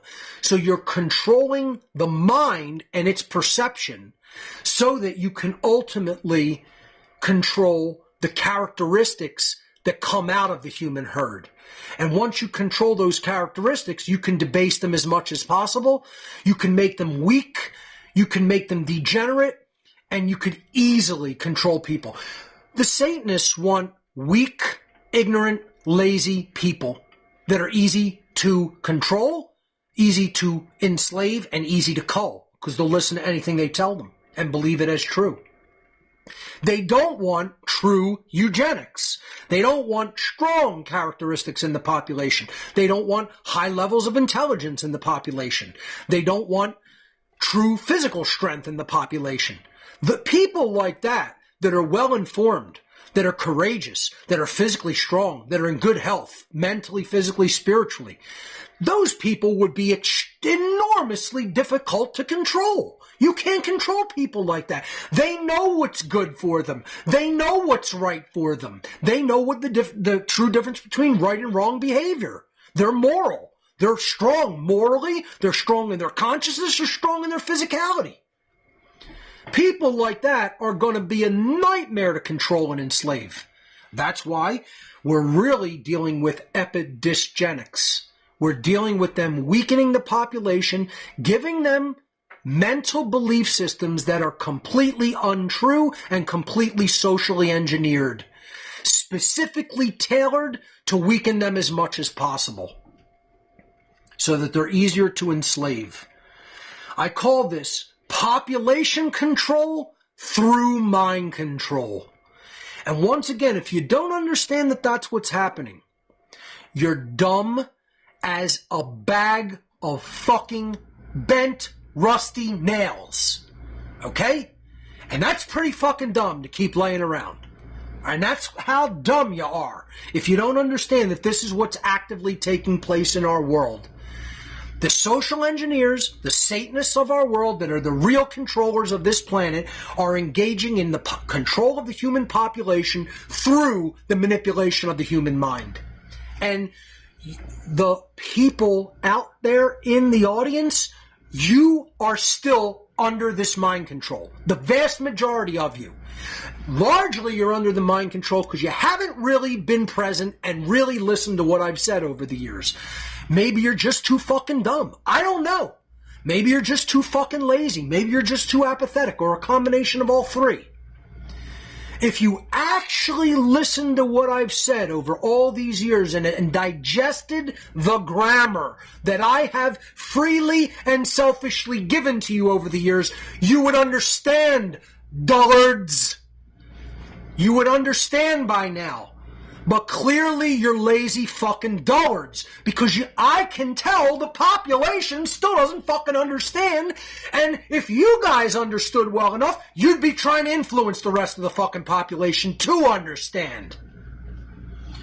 Nobody talks about this shit. They talk about, oh, what's Bitcoin doing? Oh, is this politician going to get in from the Libertarian Party? Well, what happened in Russia last weekend is what's Putin calling for, and what kind of aids the United States sending into whatever country they're fucking funding these days. Who gives a fuck? Political analysis is fucking. You might as well just drink a fucking bottle of fucking lie.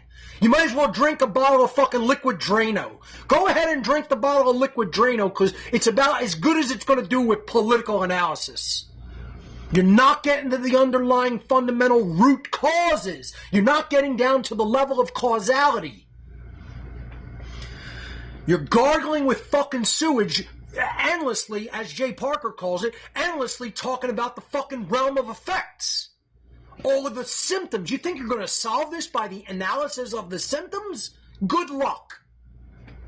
You got to get to the underlying root causes. and then you'll be making progress. So, how do I define Epi-Eugenics? Epi-Eugenics is the propagation of eugenics by way of social engineering or mind control and quote-unquote selective breeding, which we'll talk about, by the very population which the eugenics strategy is targeted to destroy. One could call it mind-controlled downbreeding. Again, Epigenetics, or in other words, getting the herd to cull itself. That is exactly what Epi-Eugenics is. Propagation of classical eugenics, breeding characteristics into a population that the social engineer class wants to see in it, which is actually weakening it, and selective breeding by the very population which the strategy is targeted to destroy.